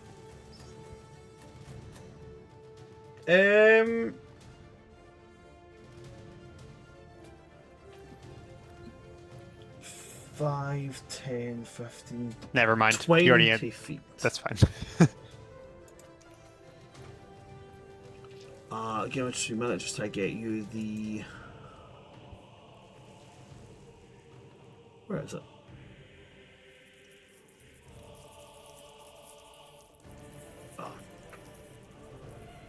So that is going to be... I need from you, if you would please... Was that a Constitution saving throw? Stunning streak, wherever it may be.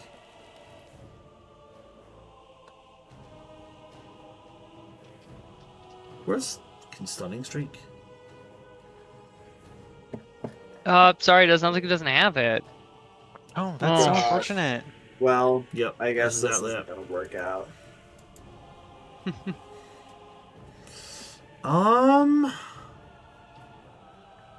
Can't see what I was going for. Oh, found it. Never mind. Yeah, Constitution saving throw. And that's actually not his bonus action, so that's actually one of his actions. That's on one of his attacks. So he's going to go stunning strike on the first attack then. So Jacyk, not 10 feet? Or is 10 feet? Jacyk, I think I am because I specifically put myself between like Jacyk 10 him and feet. people. Yeah. Jacyk, 10 feet. Con save, 23. So con save 23 will do it. You'll still take the damage from the punch to the face. So You're not stunned, but you are still punched in the face. I mean, You know, you win some, you lose some. Yeah, no. so that will be...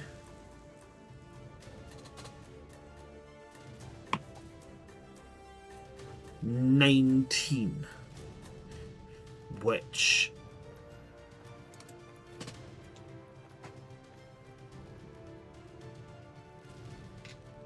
wait, I've already went that, so that is yeah, I've got it right. So that is going to be a total of 19 bludgeoning damage from that fist. Half becomes 9. Half or does 10. become 9. Yep, you are Okay. correct. Okay. Alright. Second punch. Can I do stunning strike more than one time a turn? I don't think they can utilize that more than one time.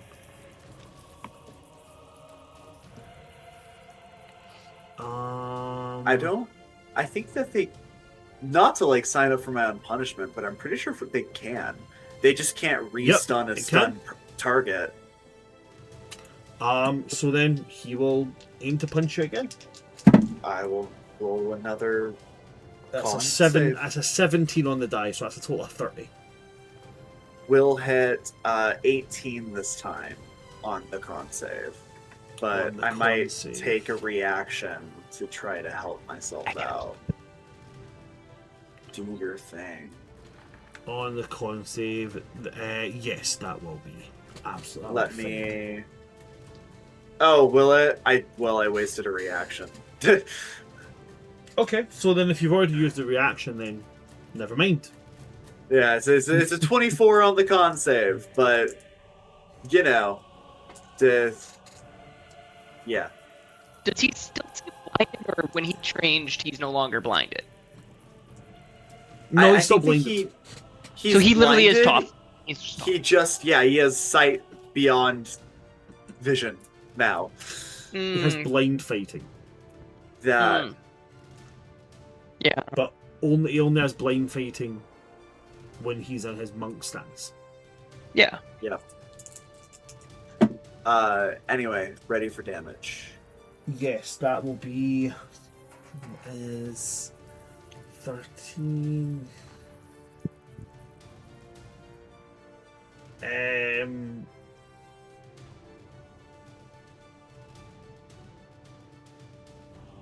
That's a total of 17.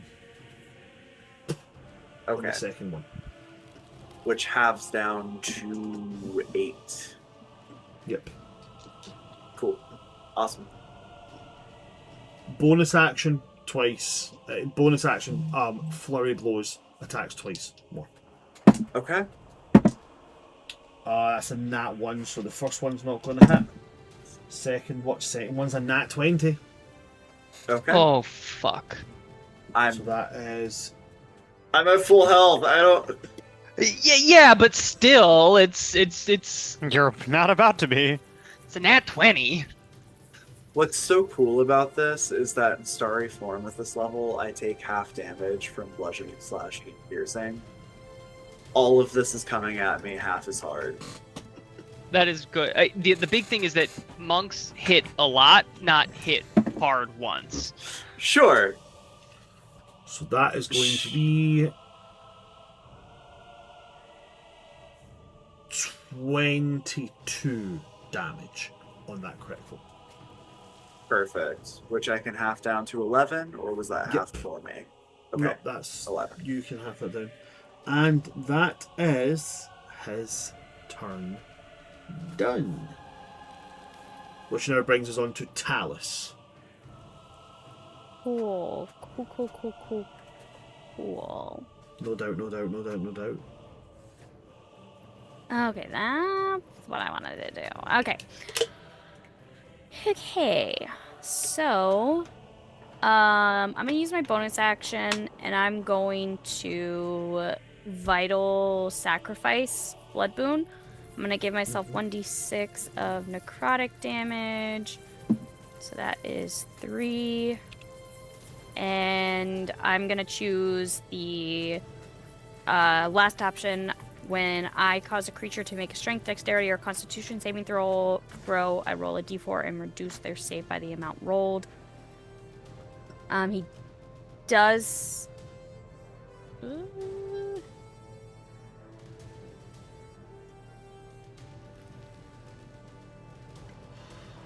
I don't know if he still has No, he doesn't have disadvantage on con. Because that ended after my turn last time. That's okay. That's okay. Oh, fuck. What? I just cracked my tooth. Oh, Oh. shit. Ow. Buddy, you okay? Don't pull it. Oh my god. Don't. Is he pulling a Ron Swanson right now? Oh god, No, please no, don't no, do no, that. no, no. I'm not pulling my whole ass tooth out. No, absolutely not. No, I've just full on I cracked my. A full on piece of my tooth just came off. I've done that before. Oh no, That's concerning. that sucks. I literally have a dentist appointment tomorrow morning. Hey, Brand, do you want to just take Gil's dentist appointment real quick? He needs it a little bit more. Oh wow, that's unpleasant. Don't Sorry, say. sorry. Go ahead. Sorry, continue. I just really I was my mouth was just becoming very sensitive, and I was like, "Oh, what the fuck is that?" And then I literally did this, and then there was just this movement. Oh. Yikes.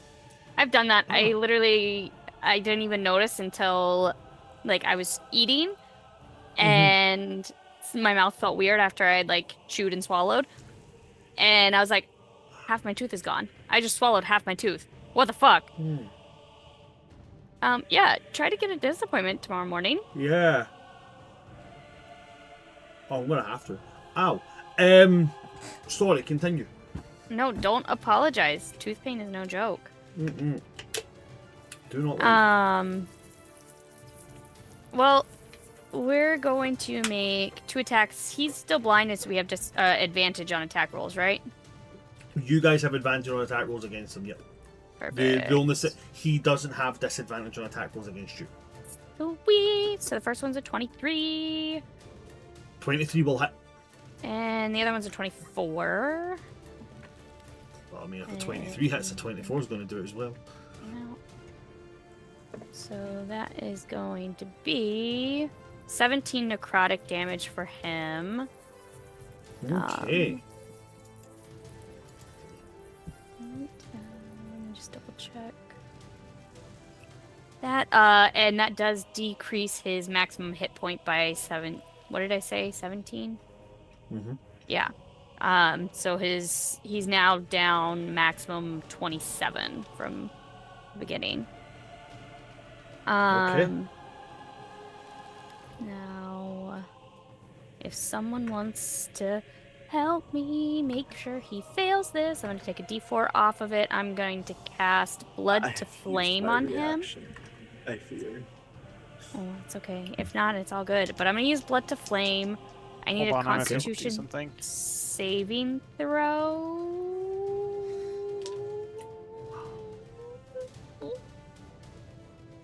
I was trying to hold it out for whatever Leonid is saying, because I don't know if you have something that requires to know before. Do it, Leonid. Do it for the vine. I'm doing it for the vine.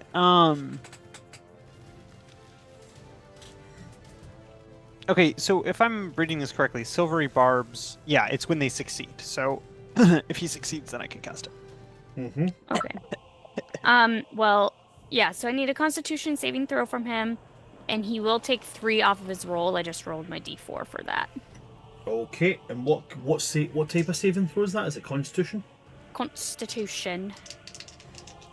Which he's still cursed on, right? No, that ended last round, unfortunately. Okay. Because I ran out of sorcery points. Then in that case, that is a 19 on the die for a total of 32. 19 becomes 16. So that would 16. be 29. Make him fail, Leonid. Do it again.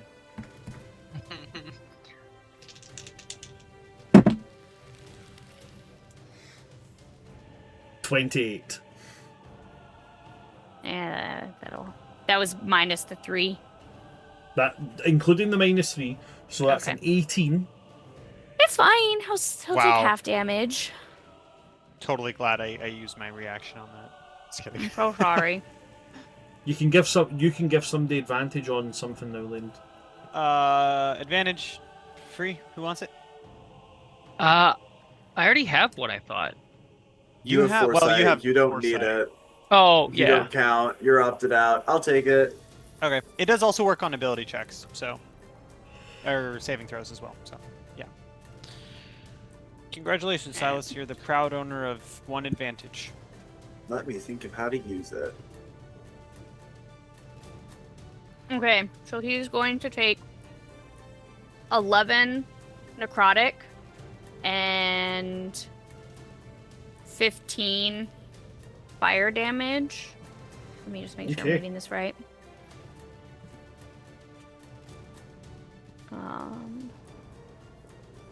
Unfortunately, he does not stay ablaze because he passed. I'm going to add an additional d12. Ugh, Jesus Christ. Okay, 2 necrotic additional.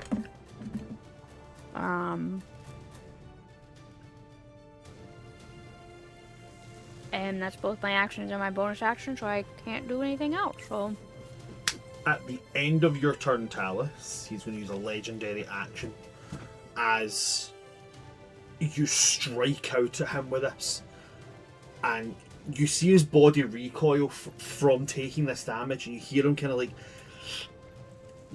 wince at the damage, and then you see him as his body recoils back, he tenses his hand, brings it around into his fist, and then he's just going to push out towards you. He's going to utilize one of his fucking thingamajiggery pokeries that monks can do. And he's going to use Fist of Unbroken Air.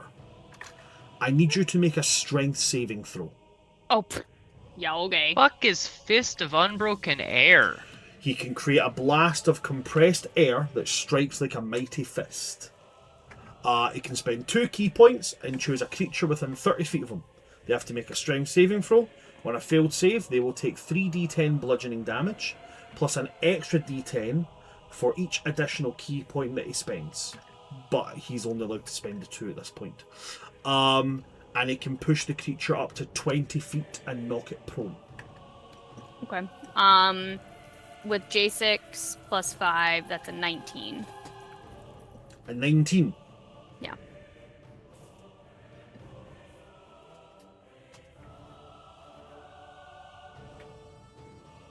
Okay. So then in that case,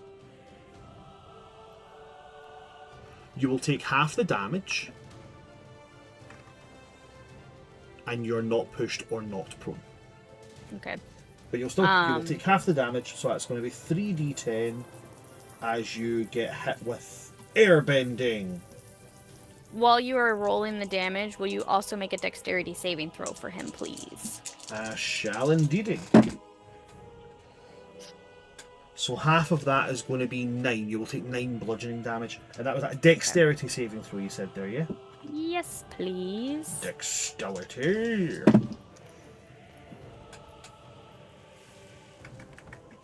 If you get anything that's fucking up his dexterity, No. is this a Oh, wait. magical effect or a I am going to spell? take a -4 off of him. Sorry, because that's part of my thingy. So it's Okay, -1. Is it a magic effect or a spell? Wait, what? What you're doing to him. The reason he's making the it's- dex save. It's a spell. Hellish spell? rebuking him because I got hit. Okay. Then in that case, 19 minus 4 is 15. 15 plus 13 is 28. Okay. So he will save. So he'll take half damage. 19 becomes 18, becomes 9. Okay. So we'll take 9 damage. 9 fire dodge. We love a bit of fire damage. That's it. Okie dokie. I can go there. Fire damage 19. Where's my? There is it. Okay.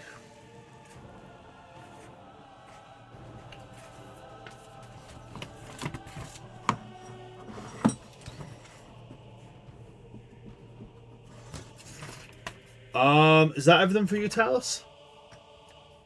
Yeah, that's There's it. nothing else for that reaction. Okay, cool. Then it moves on to Jacyk with the lair actions on deck. Oh boy. Alright. So seeing him in this monk form, Jacyk kind of just like looks back, sees a bit. He's ready to go. I'm still raging, so I think I'm just gonna have to keep the steady, determined rage. I'm just worried that he's gonna have some nasty shit. No. Jacyk tries to again impose himself between, so that I'm always kind of close enough to people to block stuff. I'm just gonna go for it. First attack. Yeah. Swing. Why are the dice on top of each other? Oh. 27 Because hits. they love each other very much. 27 will hit, yes. I'm gonna kind of roll everything together then. Second That's attack. I think it's gonna be another 27. That's another 15. Yeah, 27, which will hit. That was my action with extra attack. My extra attack from haste. Oof. I think that's a 17. You didn't give me the D12 die again, right? Did you? You did. Yes. 17. I'm gonna give it a shot. I'm gonna roll the D12 Bardic Inspiration die. If that lands on our, okay, I thought it was gonna be another 2. So 6. 6 and 17 is 23. Okay. Yeah. So 23. Does 23 still hit? 23 does still hit. Ooh. And you get to add 6 radiant onto whatever damage you do. Hot damn. So that's gonna be 3 die 10s. You said I get to add 6 to it, right? 1, 2. Oh, I don't want to do that. Disregard that. That'd be 1, 2, 3 divine furies. 1, 2, 3 improved divine smarts. Not the normal one. It'll be this plus 11, 22, 33, 34, 35 with rage, 36, 37, 38. So it'll be 38 plus 44.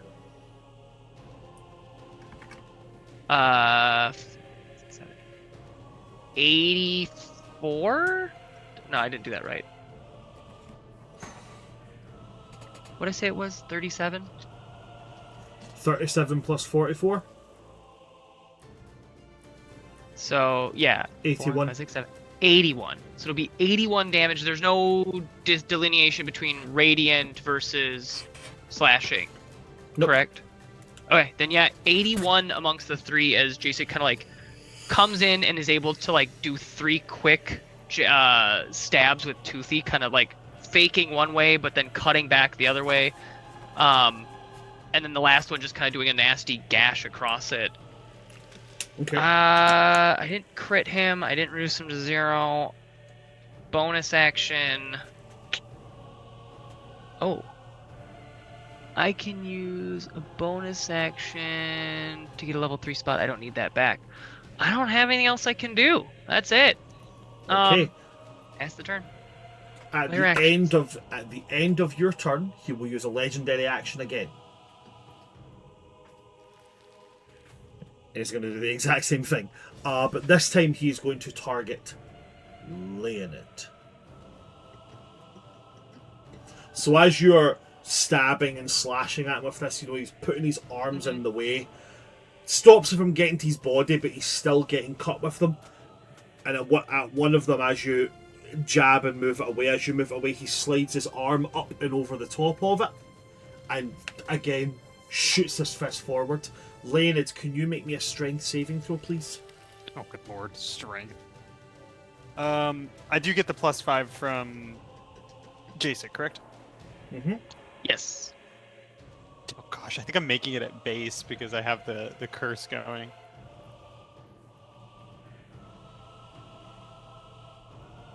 Okay, 23? 23 successful, so you take half the damage.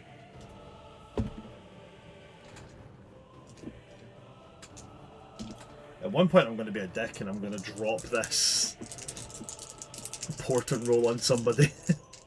Oh, jeez. No, Oh please wow. don't. Oh wow. That's nasty.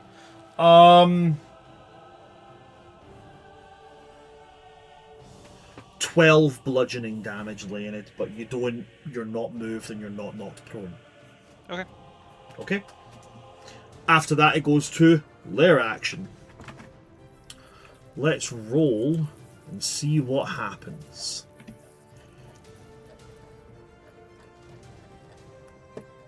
Up to the tip top. There we are. We have 1, 2, 3, 4, 5, 6, 7, 8, 9. Okay. Here we go. 8. 1, 2, 3, 4, 5, 6, 7. Okay. Directly across the middle.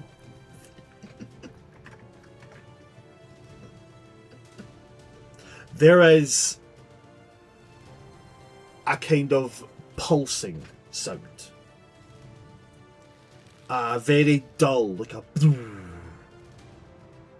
And directly across the middle, I'm just going to roll for it to see if it goes vertical or horizontal. Uh-oh. So that's going to go horizontal.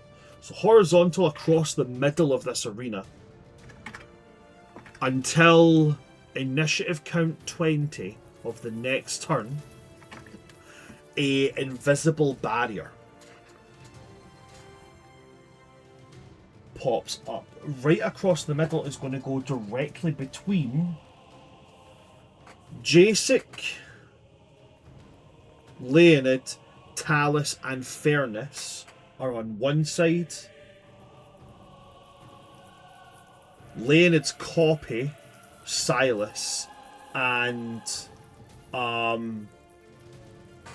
Satyras are on the other side. Wow.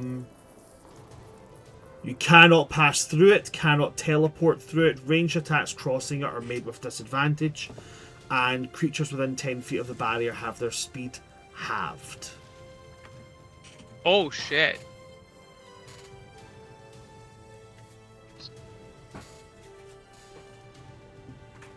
That is certainly a lair action.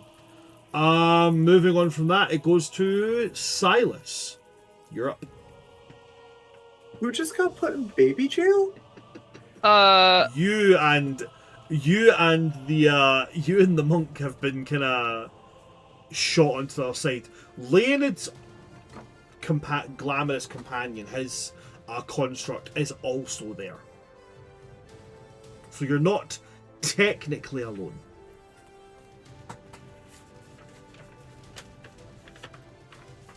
Okay. Well, I don't want to be in baby jail. Can I dispel magic? Please, because I'm on the other side. You can certainly try. I'm gonna run right up to the edge of the box, put my hands on it, and I'm gonna dispel magic. I'm gonna do this at a 3rd level. I'm gonna have to roll for it. I know I am.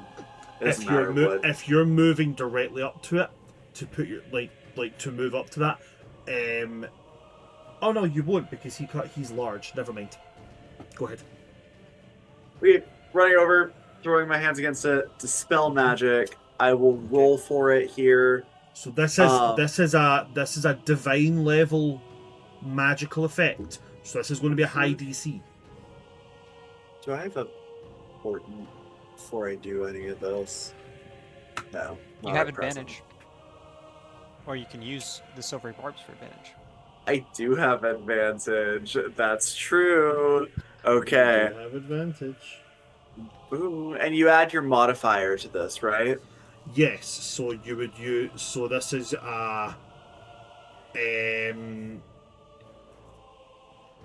D20 plus your spell cast modifier. Oh, that's all kinds of fucked up. What? 11. I'm afraid I got a 2 and a 3 on the die with advantage. Dude. That sucks. Damn. I'm afraid that's not enough to drop a divine level enchantment. I'm sorry. Well, I don't think it should be.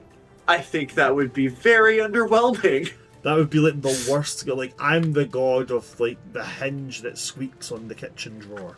I know, right? No, Silas will do that. He'll go, oh fuck, turn around and launch a starry bolt at the monk. Does the starry bolt count as a projectile? Surely. No, it's a it's not ammunition. Okay, roll to hit. That's a bummer. Oh my god, cursed. 16. 16's not gonna hit him. No, and it shouldn't. His hands count as magic weapons, so as you fire the starry bolt, he literally just palms it off. Oof. I felt way more confident like 30 seconds ago, just so you know.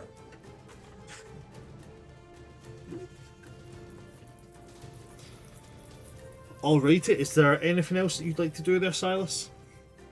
I'm in a box. I'm okay. I'm gonna do box things. Okay. In that case, it goes on to Fernus. Fernus is going to. Fernus can't do fucking shit. Fernus can. Oh well, wait, hold on. There's one thing he can do, and it depends on a dice roll. If we get a 6 on the d6, there's something he can do. We got a 1 on the d6. Fernus can't do shit. Fernus will hold his action until that barrier's no longer there. He's going to move up to the barrier so that he's just like poised and ready. After Fernus, it goes to Leonid. Did you say anything about the effect of spells crossing the barrier? So it says ranged attacks are at disadvantage. What about divine draconic energy? Is that a ranged attack? It's like it feels halfway between like a ranged attack and a spell, so I'm like, what exactly is it you're intending on doing? Platinum Dragon Breath. As an action, you can exhale divine draconic energy in a 30-foot cone. Creatures in the area must make a dexterity saving throw against your spell save DC. Creature takes 66 on a failed save or half as much on a successful one. So I guess like it's like a magic breath weapon, but it is a spell save DC, so I don't know. So what we'll do in that case is, because you can't make it with disadvantage, they get advantage on their saving throws. Okay. And is that for all spells or just ranged projectiles? So it just says they're ranged attacks. Ranged attacks have disadvantage. But if it would prompt a saving throw instead of an attack roll, I would say to balance that, give them the advantage on the saving throw. Is he bloodied? Oh, he's more than bloodied. What about magical effects that aren't saving throw based?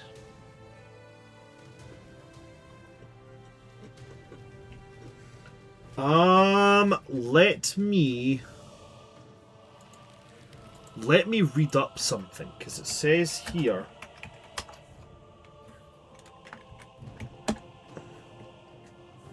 Yeah, if there's no projectile and there's no saving throw. What is it you're planning? I kind of want to know first. I promise you, I will be entirely honest. I will not just try and cheap out. Okay, power word stun. If the target has 150 points or fewer, it is stunned. Otherwise, the spell has no effect.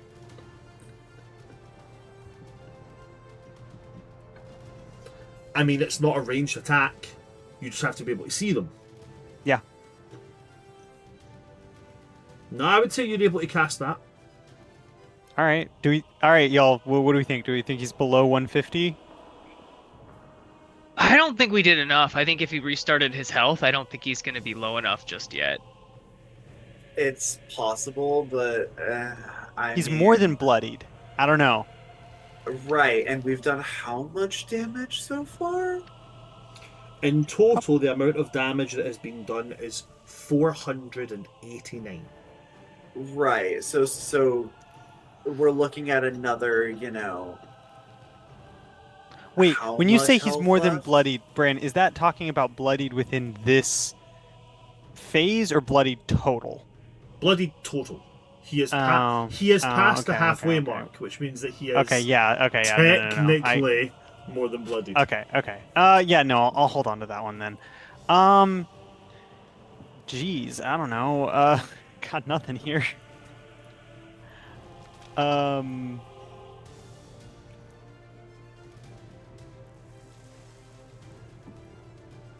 Let's see. Can I do that?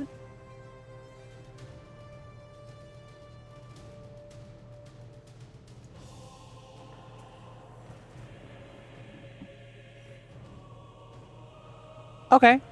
That's something. It's not great, but it's something. I will try. I don't know if this will be blocked by the wall, but I will try and summon a Guardian of Faith on the other side of the wall. It just says an unoccupied space of your choice you can see within range. Okay. Yeah, that can definitely be done.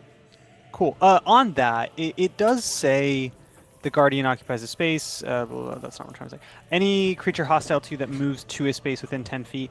If the Guardian plops within 10 feet of an enemy and they start their turn in that space, does that count? Or do they specifically have to move into it?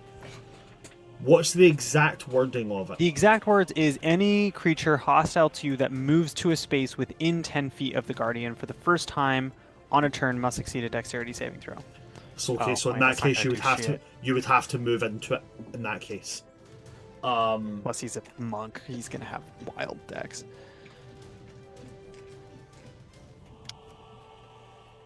Well, there's not much else I can do, so yeah, that's fine. So you putting the Guardian of Faith down? Or Jacyk, do you want Holy Weapon? I'm on the other side of the wall, so I can't get through I'm the with wall you. right now. I know, but is it like Oh yeah, yeah. It's fine. You know what? Why not? There's a shiny boy on the other side of the wall. I don't want Silas to be lonely.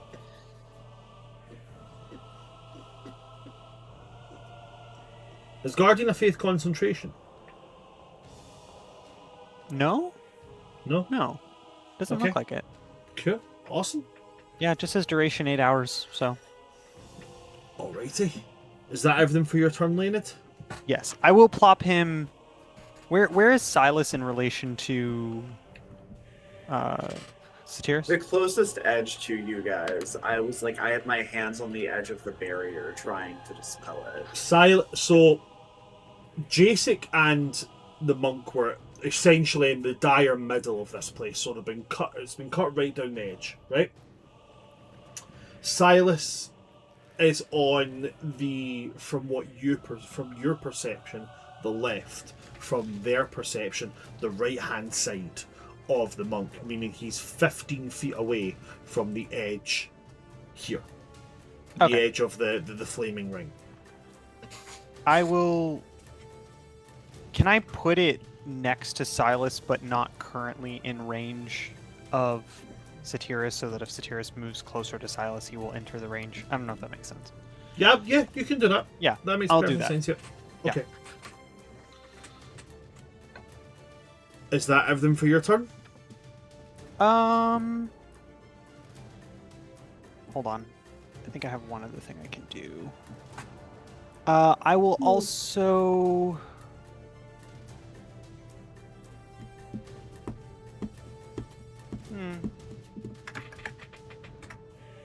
I mean, it's not much, but it's honest work. I will activate Hymn of the Platinum Dragon. For 1 minute, I emit soft choral aura. You get what I mean. I'm singing. While the aura is You active, can hear human friendly angelic creatures- choirs. Yes, thank you. Yeah. Everyone gets a +1 bonus to saving throws, and if anyone uses a bardic inspiration dice, they can move 10 feet without provoking opportunity attacks.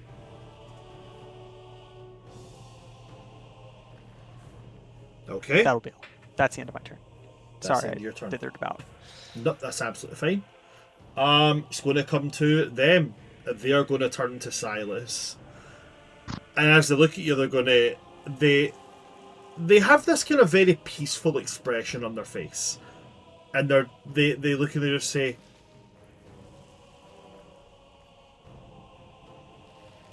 "You put up an excellent fight." And then they're going to bonus action flurry of blows, bam bam. And as to do that, so they're going to go like a gut punch, and then they're going to snake their fist forward, dip, and then go for a punch straight to the edge of the hip. Mm-hmm.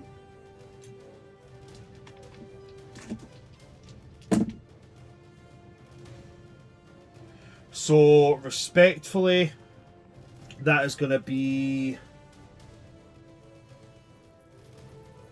a 13 and a 32. Not a 13, no. That's completely incorrect. A 23 and a 32. Both hit. Right, both those will hit. Dates on dates on dates.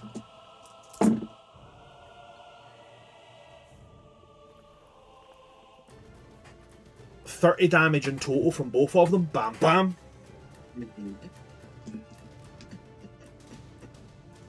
And then I go to make the final attempt on it. So it goes bum bum, and then he pulls his fist back, and he's going to use 2 of his last remaining points and go for another Try a fist of stunning unbroken air. strike. No, fist of unbroken air again. Oh, okay. You have a +1 to saving throws. I'll take 15 damage from that 30.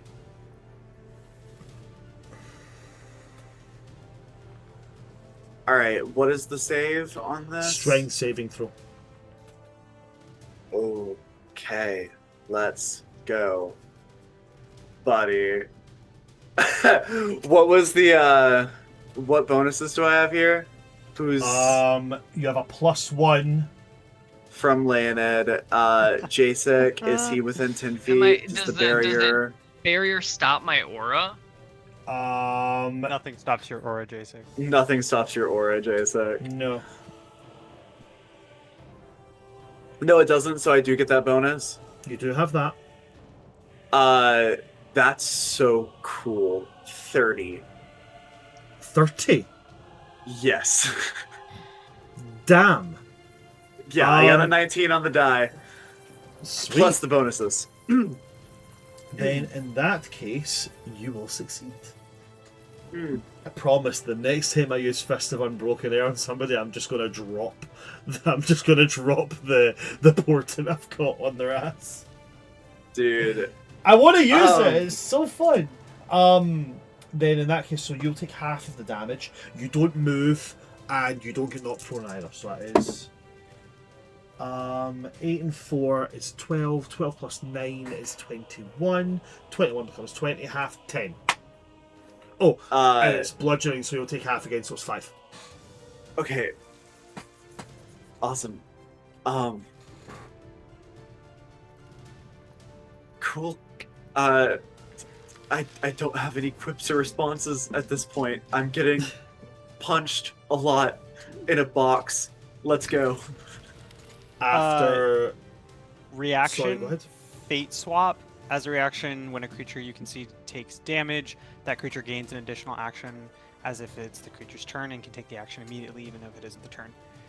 Silas, Never go for mind. it. I do have power. I can do something. Hey, Bran, this stops stuff from coming in. Does it stop spells from leaving? It's very ambiguously worded. Sure. So if Talus threw a fireball inside of this, would the fire escape the edges of the barrier? Would the barrier maintain no, the fire? it would pass through it. It would pass through it. Mm-hmm. It's just living things can't pass through. Well, specifically, it's enemies. Oh. Mm-hmm. And everyone else is like right on the other side of this barrier. Is that right? Yes. I think from the way I've got it, the only person who is not directly at the barrier is Leonid. Okay. Wow,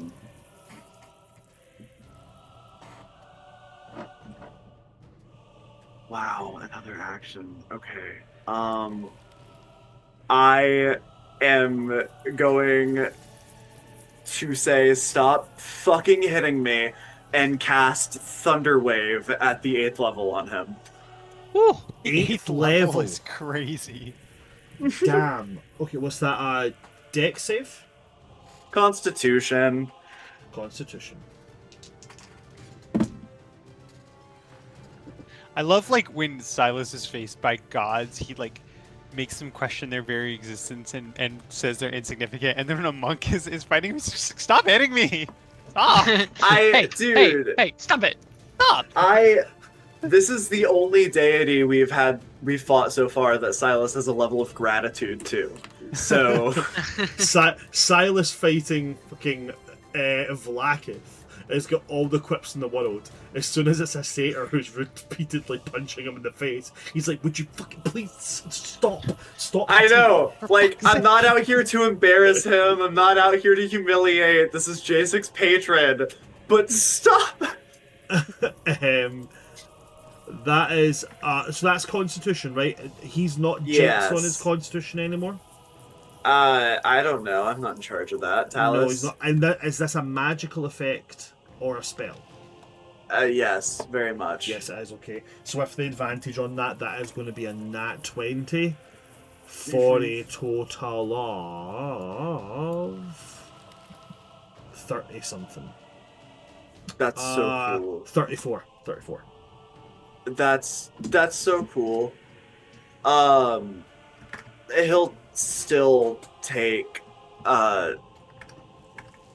18 thunder damage, which is really bad for an 8th level spell, but I'm not gonna think about that.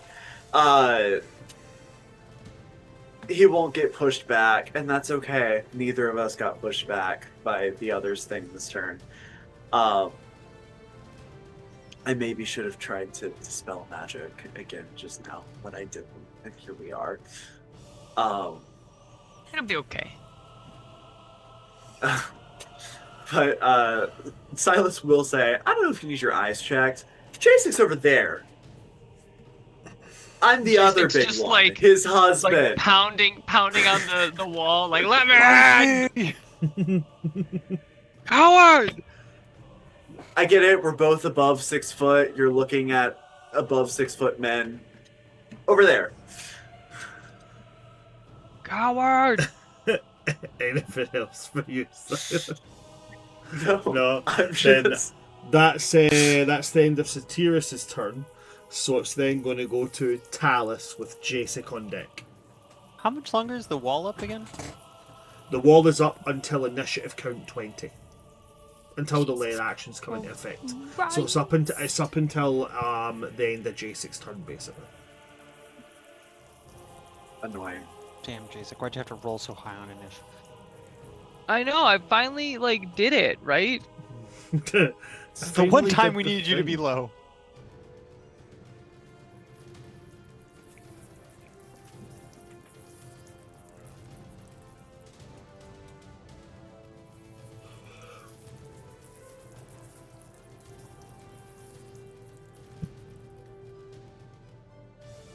No, I'm just trying to think. Sorry. Let's see, I've used 4 of those. I've got 12. No, I have 10 left. Okay, I've got 10 left. We're gonna use 8 of them.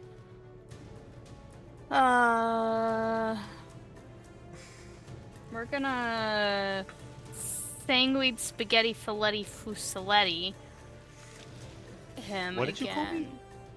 Well, Sanguine Facile Tagliatelle, like, you know, like... Yeah. We're gonna do that. So it's 8 times, so 19 for 32. I don't think that one's gonna hit. No, 18 doesn't hit. 23 meets it, beats it. That's not gonna hit. 22, that won't hit. Jesus Christ! Oh wait, I haven't been rolling with advantage. Son of a bitch. You wouldn't be rolling with advantage? These are ranged attacks. Oh. So they would be with disadvantage going through the wall. Oh, okay. Should I start over then? Because I was not rolling disadvantage. So, well, wait. So if you're supposed to have advantage, but then they have disadvantage going through the wall, then you're just rolling flat. Okay. Alright. Okay, 26. And last one. Come on. Nat 20 for the last one. yeah. We For 30. love it. Okay, so the nat 21 will be 12 automatic, and then I'll roll as well.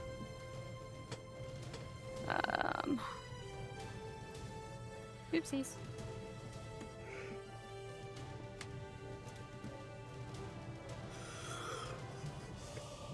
Of course. Alright, so that's that part, and then there's, he takes the 8. Sorry, this spell, there's a lot of rolling. Okay, so from casting the spell, he automatically takes 47 piercing damage. And then, or is it 47 necrotic? Let me double check the wording. I don't know if it actually matters for him or not. Where'd it go? Where'd it go? Okay, yeah. So 47 piercing. And then he will take 12 plus 26 is 38. An additional 38 piercing. Okay. And you know what? There's that. Get a second action.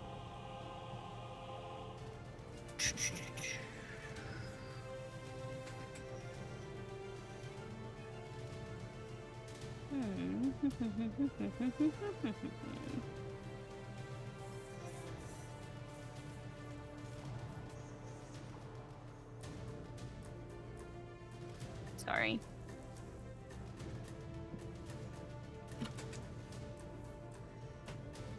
Ooh.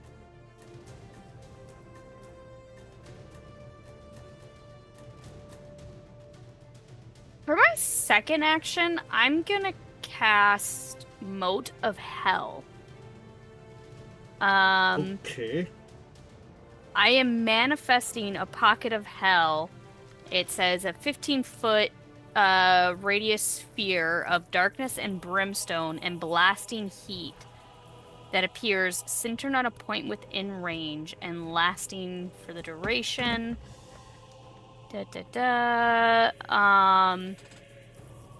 Talus? Yeah. You sure you don't want to upcast that like one spell slot and cast like Moat of Texas? God damn. What's really funny is the cloud of hellfire echoes with the cries of damned souls that can be heard by creatures within 30 feet of it. No light, even magical, can illuminate the cloud, and any creatures fully within that area are blinded. Cool, yeah. I am going to cast it right underneath him. So this motherfucker is just into a little circle of hell of my making. Okay. It happens, that just happens, when he starts his turn in the area, he will take 3d6 fire damage, and if he ends his turn in that area, he has to make a wisdom saving throw, or he'll take 3d6 psychic. Okay. So he is, I know he was already, was he already blinded? Still blinded? Huh? He was That was just blinded. that was to the He's end double of blind Talus' now. turn. No longer blind, Is that but now blind. Oh, is that yeah. everything for you? Yes. Okay. I think. Let me double check. Do I have anything Then- fun for a bonus action? No, yeah, that's it for me. After Talos, we go to Jacyk. So Jacyk is like super frustrated with this wall going up. Can't really get through with it.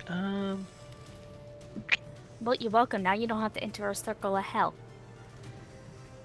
Can I end my rage? You can also end your rage as a bonus action. Dude, can I see how high the wall goes? Like, Up to or the is it just kind of like till yeah?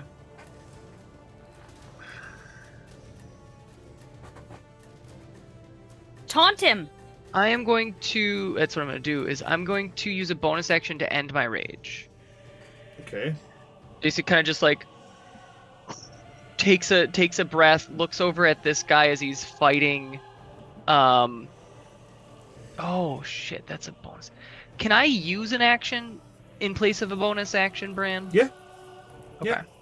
You just can't do it the other way around. Yeah, I can't use a bonus action as a full action. Yeah. Yeah. So with that, Jacyk kind of takes that breath, kind of ends his rage, looks over at this guy. Bran, oh god, he's a monk, which means he's gonna have high wisdom. Damn it. I am going to try and use compelled duel as my action this turn. So I need him to make a wisdom saving throw. And this is to resist the effects of a spell or magical effect. Yeah. That. Oh, wait, is hold going- on. Hold on. Before you hold on. I forgot. Hold on. We're Hold holding. We're holding. Holding. We have things. We have Bran, things. we have things. Never mind. Forget that. Fuck that. Sorry. There was new shenanigans that we have. This is my life. Jacyk with the glaive kind of. Congratulations, and I'm sorry. Remember when we were talking about aura farming, guys?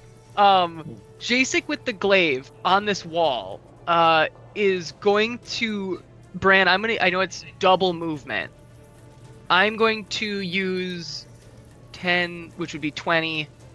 I'm going to move 20 feet. I'm going to move 10 feet one way, 10 feet back, and Jacyk is just going to like pace and just stare down this monk as he's just pacing the fucking wall.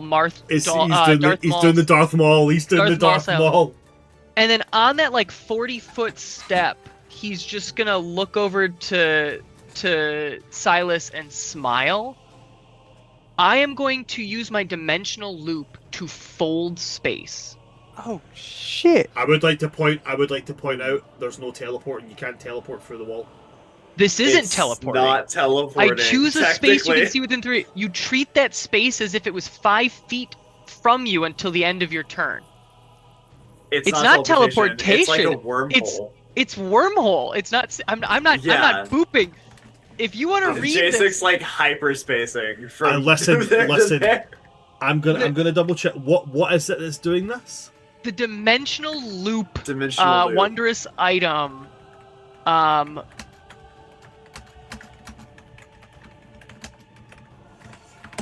will. Does Because there is. Yeah.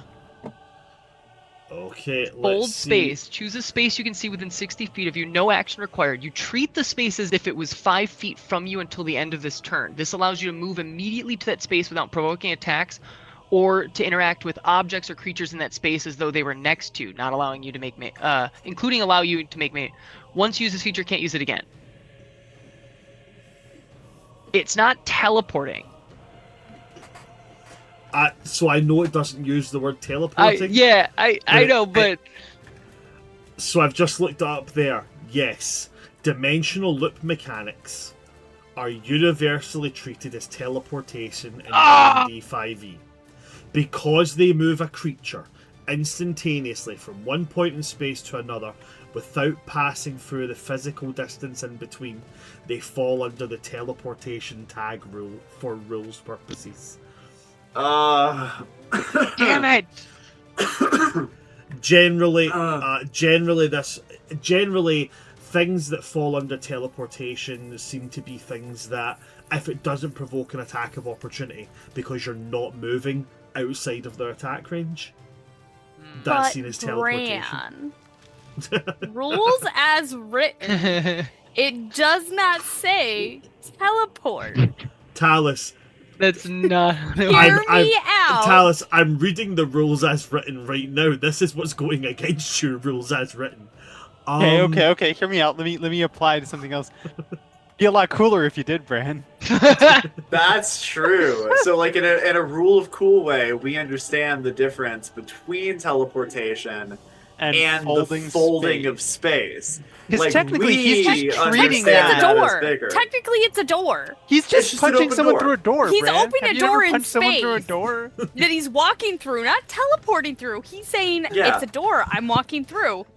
Bran, if I could, I'm actually not going through the wall. I'm going the opposite direction, all the way around and coming through. I'm not teleporting through the wall. I am folding the space What's this thing from the called? other side. I'm going all the way around to Tuma and coming up the other side. Okay, well now you're making it sound like teleporting. Hold on. That's against our case, not for it. No. I'm folding the space. I'm just folding it the other way Oh, to yeah, not go through the wall. No. Yeah, there's no teleportation. You No. treat that space as if No. it were within 5 feet of you. Ruthie, we've already gotten to that point. He said no. We've already gotten to the point. Now it's about I'm not going through the wall. I am going around the wall. I am circumventing the wall. I am simply attacking. I guess hold on. through I the guess I should folded ask space. this really quick. Bran, is a Tuma a globe or is it a flat disc? I'm not flat. No. So it's a globe. It's It's a globe. It is a planetary body. Yeah. So the This wall is here. So much effort to not The hold wall your is here. action. Oh my I'm on god. one side of it. He's on the other side of it. I can do this. Let me get my fingers. And that's where we're Bran. going to wrap today's game, folks. I mean, No, listen. Bran, Listen. I will take my Hold your turn next time. action. I will. Hold I on. will. Wait, hold on. I will still seethe. I'm still gonna seethe, Hold on. but I'm gonna hold Hold my on. action for Hold when the on. wall goes down, There is, or there when is the wall. one. There is one way we can figure this out for sure. There's one way we DM. can figure this out for sure. Just DM Matt Mercer. I'm sure he'll be up for it. Yeah, Hold no, on. he'll write the rules.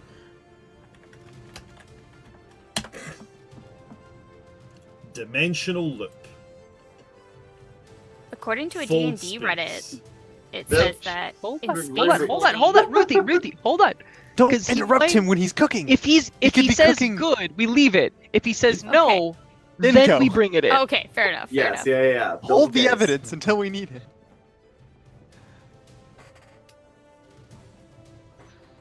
I love how we're going down the list of applying to like Bran's ethos, pathos, logos. Like,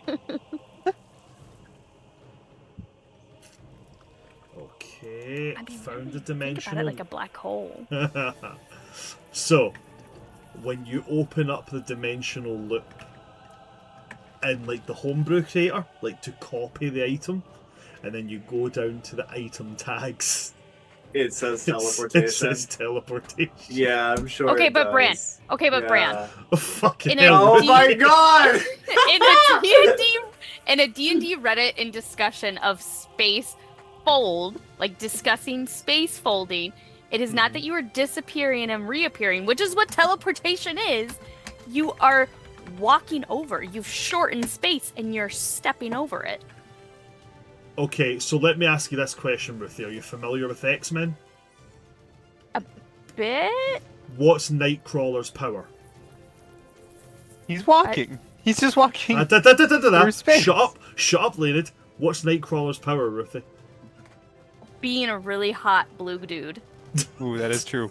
That's a good point. The teleportation is just the world going, "Hey man, you do what you want." So it's teleportation, right? Yeah. Hey, Brett, Oh. Hey, I'm okay. in a non-legal Whoa, sense, whoa, in a whoa, whoa. non-legally We're binding done. way. Allegedly. We're done. It's alleged teleportation. Let's see. The fold space ability granted by dimensional loop is Oh, considered teleportation. That's Yeah. right. You made That, the yeah, ruling. we're done. We're You're done. done. Yeah. Cool. So Moving on. Jason- hold your action. Jacyk as the end of the is going to seethe, and I'm gonna take it back just because I thought I could get the dimensional loop in there. I'm gonna seethe for half of my movement, so I'm gonna move. No, I would have to move 15 feet, which would be 30, which would still give me some movement speed. And then I'm going to hold my action to attack him once I'm able. Absolutely. If is good. If I'm able. If it's good. Okay. So you're pacing, You said you were doing that up to 40 feet, yeah? 30 total feet. So I'm gonna move a total of 15 feet. I'm gonna move 5 one way and then 10 back the other way, to make me as close to where I was with him, but the wall is blocking us, and that's gonna count as 30 feet. So I have at best 25 feet left. Then, at the end of your turn, the barrier drops. Before I roll anything else, Fernus and you get to make your attacks because you held your actions. Wait, was it always gonna drop at the end of my turn? Yes. Your turn is. Your And turn we knew is. that. Your turn I is before didn't. I didn't initiative realize count that. I didn't realize that. Yep. Yeah. Charlie you did. were- That's why. That's why Yeah. he said to just hold your action. I know. That's why I said this is so much work to not hold an action. Fairness is going to go and try and. But it's Oh, wait, only no. one. It's only one action. That is going to be a hit. What about second action? That's a hit. That's a hit. Fairness. Chomp, chomp, chomp.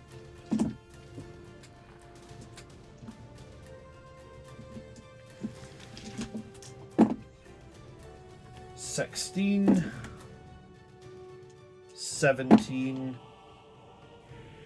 16 and 16 is 32. 32 plus 17 is 49. 49 plus 5 on all of them, on each of them. So 49 plus 15 is 64. 64, 64, 64. Zulay. Fairness is going to chomp him for 64 damage. So at the point where that wall drops down, so Fairness is like up on it, paws against it, pushing and like battering against it. And at the point that it comes down, he throws himself forward and chomp, chomp, chomp. Bite, bite, bite. Jacyk, you can make your attack now. Or you can use your held Yep. action. Held action, which would be just the 2 attacks only. Okay. So first one. 23 exactly. Beats it, beats it. Second one is gonna be more. 28. That will hit. Boop. I'm no longer raging, but I still get these. Alright, so it's gonna be 13, 19, 3, and 5. So 32, 35, 40 total damage with slashing and radiant, if that does matter. Slashing and radiant. Nope, none of that matters. Yep, so then just 40 damage. 40 damage. He is critical. He is not looking good right now.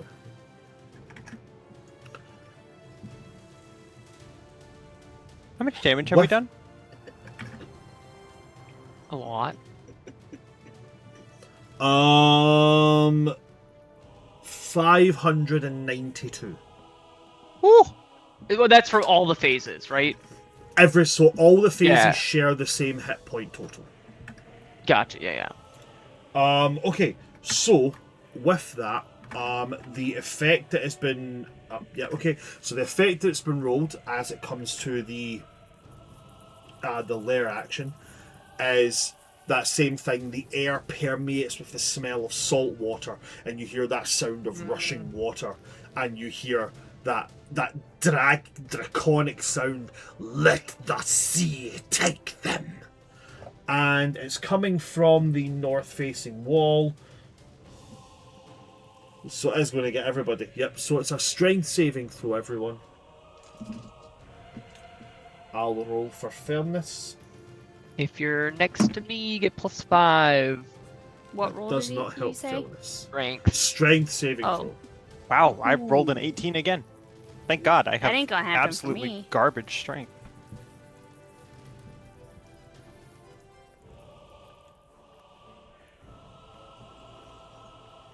I got a 35. Oh, 35. Awesome. 19. Wow. Talus, Moving up in Talus. the world. 19 total. That's not a good sign. Talus, is that a 19 total? Yes. Okay. Including Jacyks plus 5. 21. 21, okay.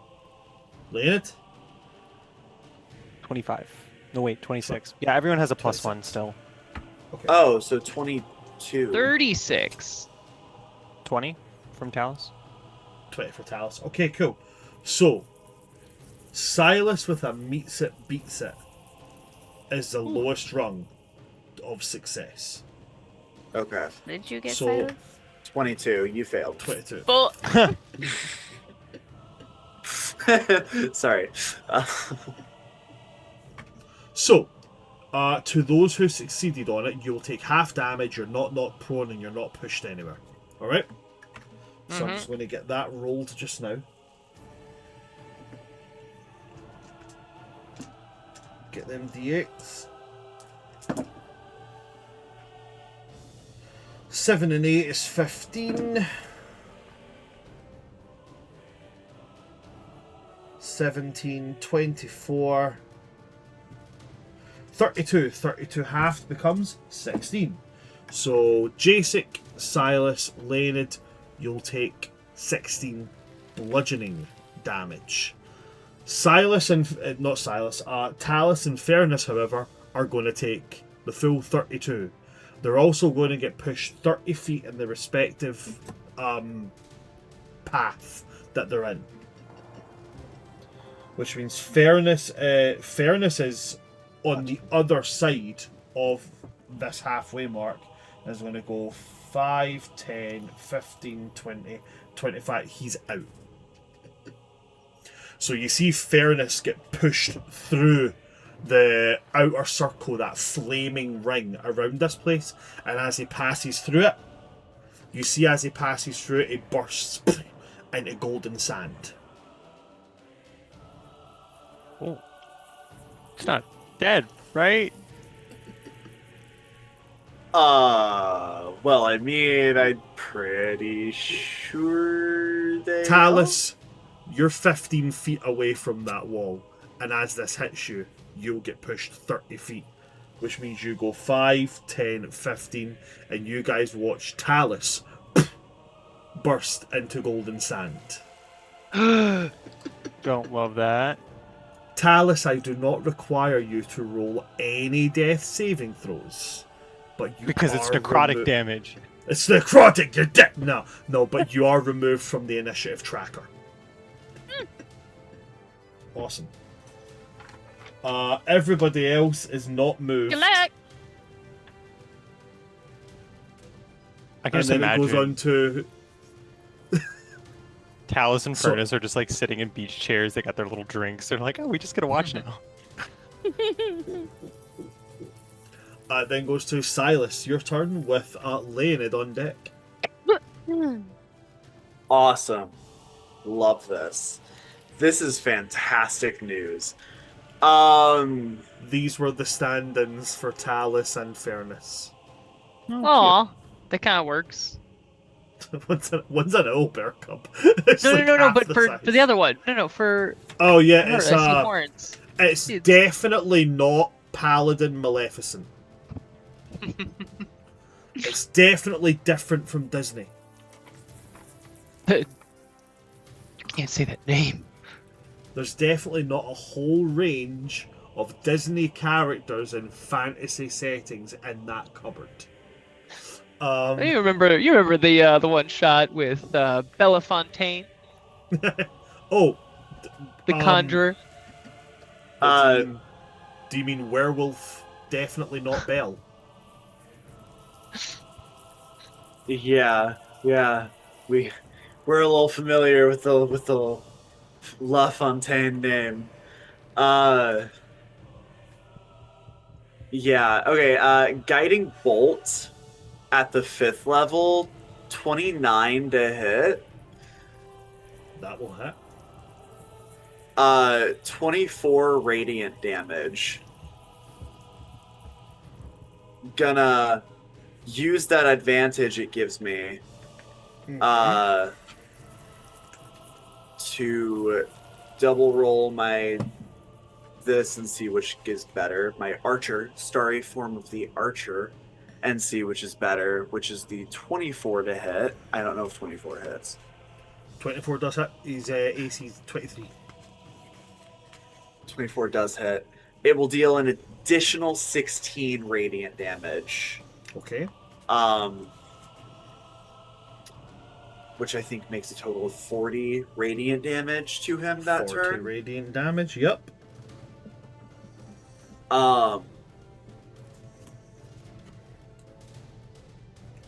Movement wise, I'm gonna make sure I'm standing opposite Jacyk, that he is very much stuck between the two of us at all times. No way to back out. So you're moving around him, yeah? Yeah. Okay.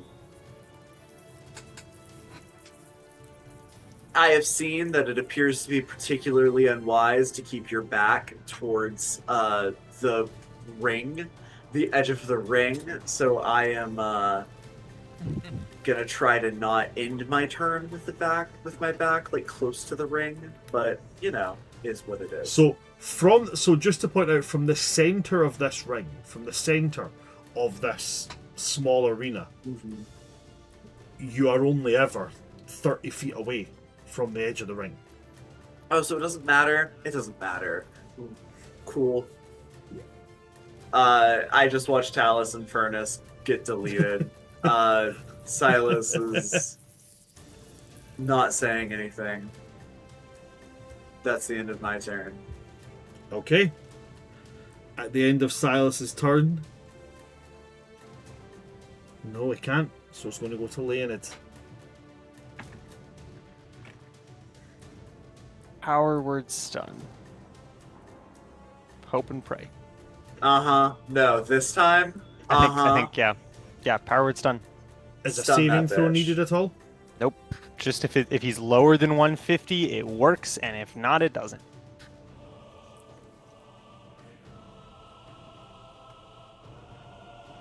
He draws back his fist. There's a coalescing of air around him, and as he goes to punch forward, he just stops. He is stunned. Whew. Okay. He does have to make repeating saving throws. Word stun. I believe it's at the end of his turn. Yeah, I don't remember what kind. Constitution saving throws. Okay. All right, Jacyk. Wait, Yeah. frick. Hold on. Isn't he up next? Yep. Okay, so it's at the end of his turn, so he'll be stunned for this round, possibly the next one. We'll see. Right? Is that right? Yep. He could won't possibly- get his turn, but we'll see if it keeps Okay. going. He will well- not get his turn. Either way, him not getting one turn while at critical and Jacyk up after him looks Could- really good for Could be a us. night. Yeah, That- could be enough. Yeah. Do I want to do anything else on my turn? Wait, hold on. Is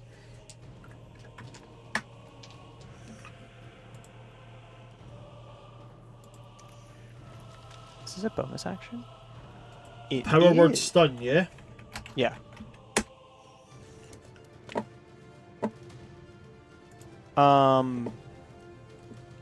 Almost like casually, laying like at I mean it's in 6 seconds. I understand it's not gonna be super long, but Leonid's gonna like fly down and reach over and bless Toothy with holy weapon, and it just kind of give Jacyk a little like, all right, go get him, and then fly back up. You got this, bud.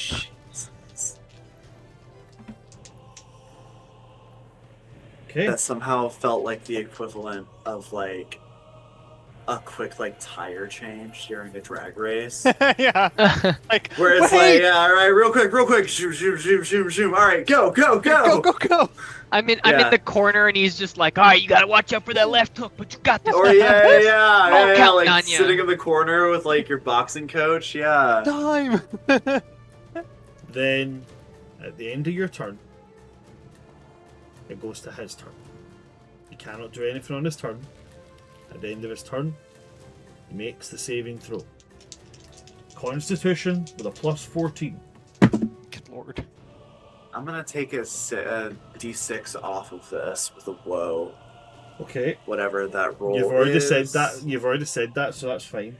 So with his rolls being a 5 and a 3, for a total of 19. What did you roll in your d6 to take off it? I got a 3, but So that's a total of 16. Wait, is it against my spell save DC? Yes. Yep. I got a 19. He's still stunned. It goes to Jacyk.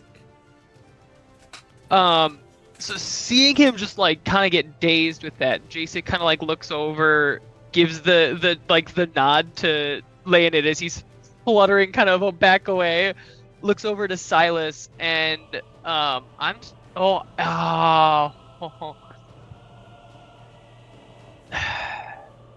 You're not raging.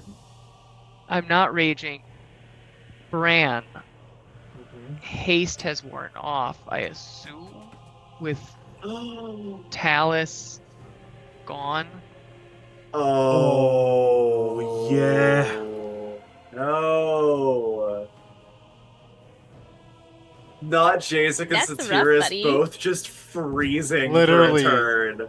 To Holy not shit. to not give. Both those I mean, motherfuckers were like, "Oh my god, the hottest person on the battlefield's gone." That's I actually can't- kind of epic to me, though. Yeah. Like, both of them, just like these Right, two wait, opponents just frozen in place. wait. Hold on. What exactly is the stipulations for dropping haste?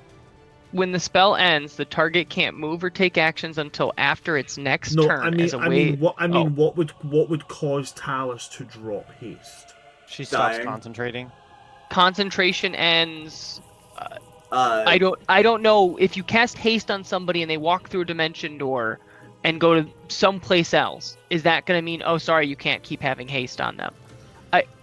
I don't know. It depends on I'm your interpretation. understanding. If Talus was to have went to another an alternate plane, or if Talus was to be dead, or unconscious, or anything like that, Or she drops that would, concentration. or drops concentration, that would do it. So Talus was dealt 36 damage. Talus, I'm going to need you to roll me a Constitution saving throw. The DC is going to be 18. 18. You're not making that. Have fun. No, she can do it. Fuck you, bitch. 21. Uh-huh. Jacyk, you still have haste. Oh, you're not gonna make that. All right. Woo! I Glad you never made gonna that. make that. Sorry, my spike came out. So Jacyk's gonna use that It's good. haste It's good. to kind of like spin 2 feet back and then off his side just like run up to try and immediately. I don't necessarily know if I want to like coup de grace him, but as I like run up, I'm gonna stop at the last second with the blade next to his neck and ask, "Do you yield?"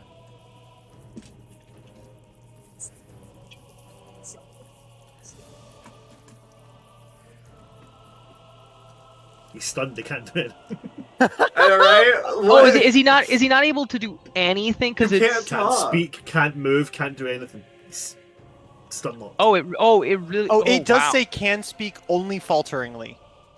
Yeah, So he can can't- speak. he's incapacitated. Can't You can move. get out and a can yes or a speak no. Yeah. Only falteringly. Okay. So Jacyk would just kind of like, would Then you know, in that would- case, yeah. if he can speak only falteringly, then Jacyk, only you are close enough that you'd hear it. You will hear him just say the words, "Not my choice. Oh.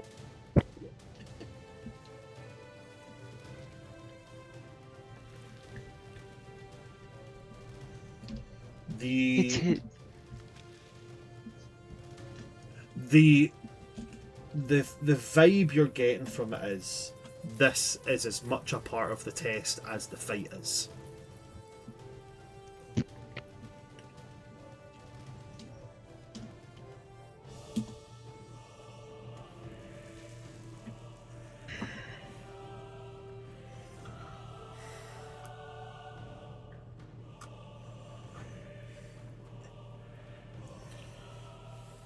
Jacyk is gonna keep Toothy right at his neck. Mm-hmm. He's going. There is honor in acknowledging defeat, and honor in living to fight again. I accept your yield.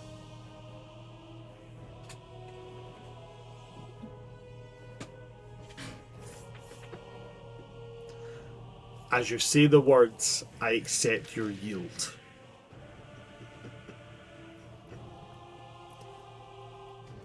The sound of horns blare, hunting horns. The flames around the ring die down. Talus and Fernus have slid over and like smacked into a wall and are kind of tangled up in a heap at the end of it. There is a brief pulse. Any and all magical effects within this room are dropped. Woo! Do it. And as that drops, so Leonid, your companion, dissipates and falters, your Guardian of Faith disappears. The stun on this guy drops. My haste. Your haste dissipates.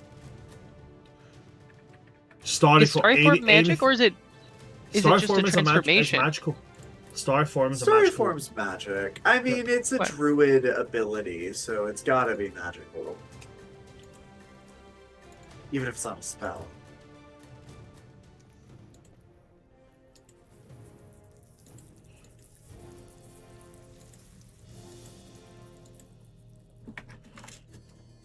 There is a point where Satyras gets onto his hooves shakily and gives you a hard look, locking eyes with you.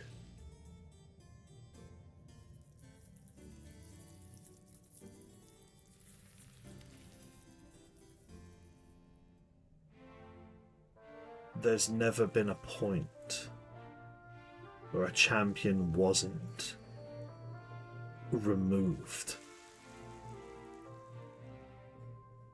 There's never been a point where there are two standing champions.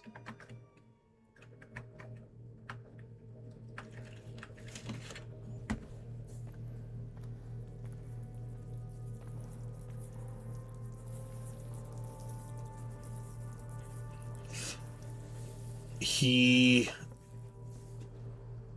looks around at the hall, looks around at all of the markings on the walls.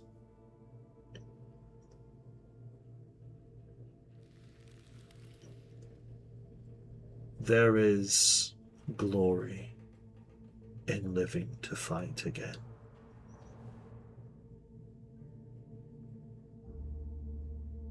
And there is glory in knowing what you leave behind. And in knowing that those who came before you are waiting.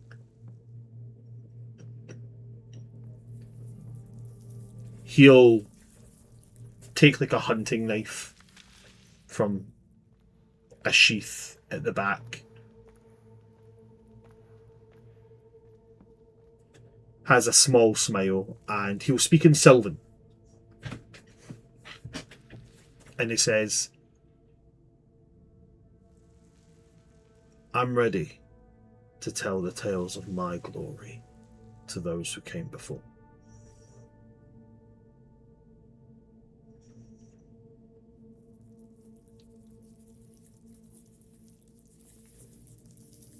Is he doing anything with like the knife? Is he just holding it? He's holding it by the blade, handle pointing upwards.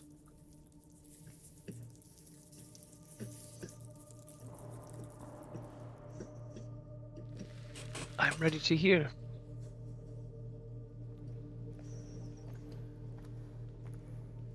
Do glorious things.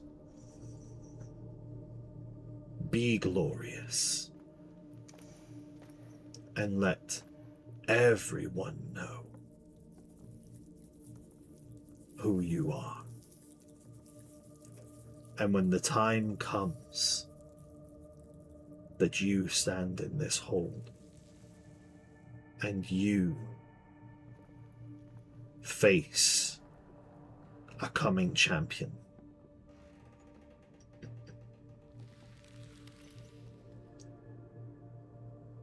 go out in a blaze.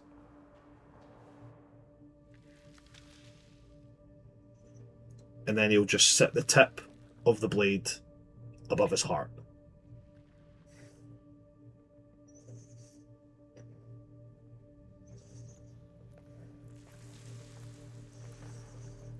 Do I get the impression that he's gonna like stab it in? The champion always goes at the hands of the new champion, is what he has made clear very often.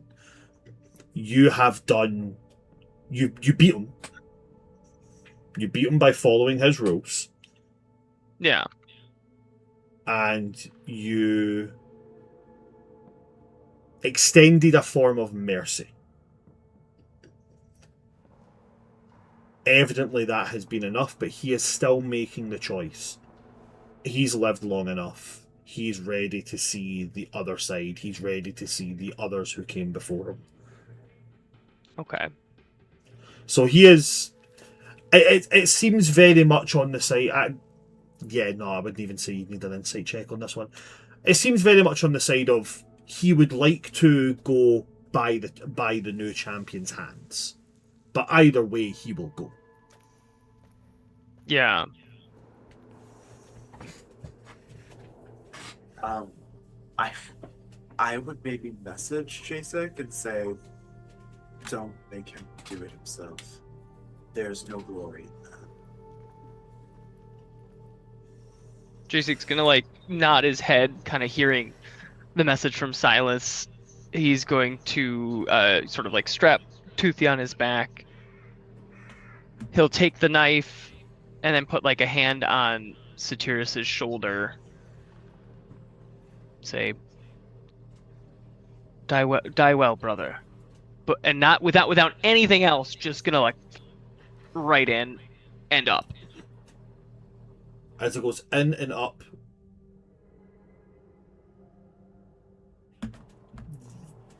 there's no gasp, there's no gargle, there's just a very, very soft exhale. Like having tension in your back and someone rubs it the right way and it releases. This is a relief.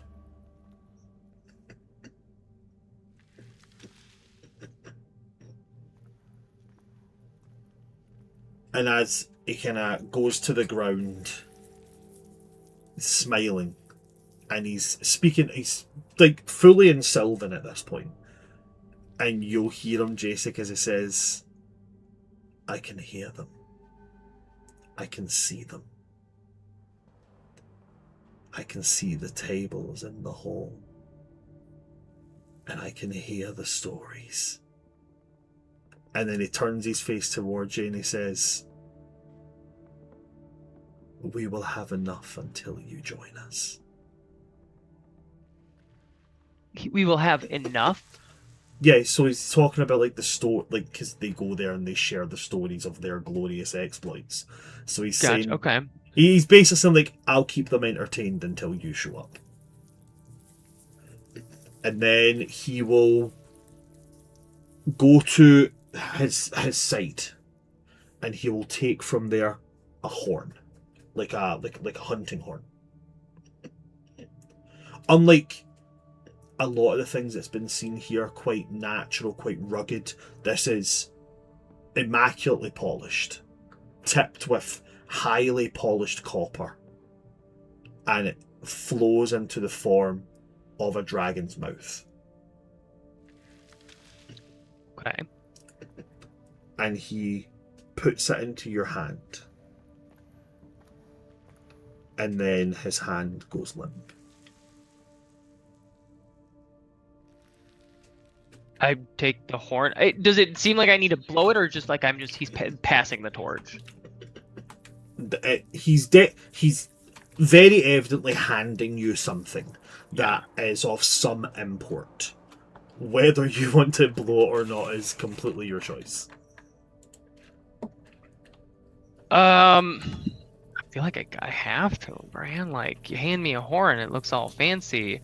With him gone, Jacyk's going to take Satyras' hand, put it onto his chest with the now bleeding wound covering up. He'll close his eyes and put, I don't know if they were a coin people, but put a what it is? It's a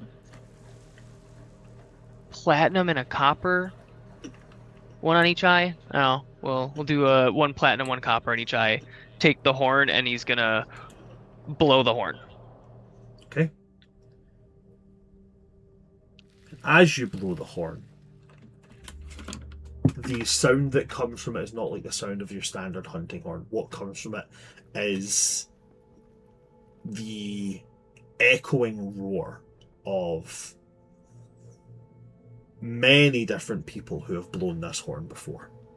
You can hear the sound of a minotaur, you can hear a dragonborn roaring at the skies, you can hear a Goliath war chant, you can hear an orc's bellow, and in the back of it all you can hear a dragon's roar. And around you,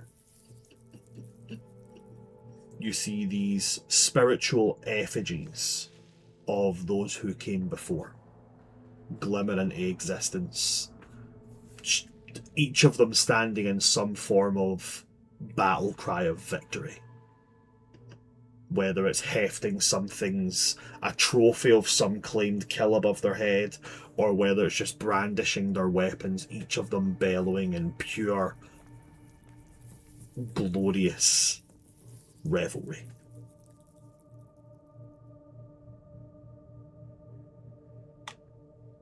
And that is where we will end today's session. Very well done, guys. Very well done. Thank you to everybody that came to see us today, and thank you to my players for getting into the vibe of these things. Going into our next session, there will be an in-character explanation, but I will be explaining what this item is before that, so you're aware of what it is and what it does. How are we for next week, guys? Yes, no, maybe, I don't know. Good as far as I know. That would be the 9th. Good as far as I know. Yeah, I'm good.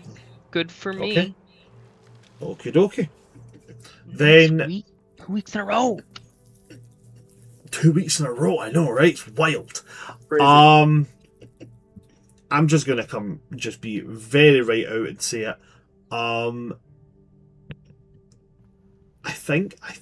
think my MVP for this session it's got to be Jacyk. I know I voted for Jacyk last week as well, but I got it last time. I know, but like, it's got to be, man. Like, And mostly for me, it's the argument of but it's not teleportation, it's folding space. I mean, not for Wow. saying that exact thing, but for I can't believe spawning it. the argument.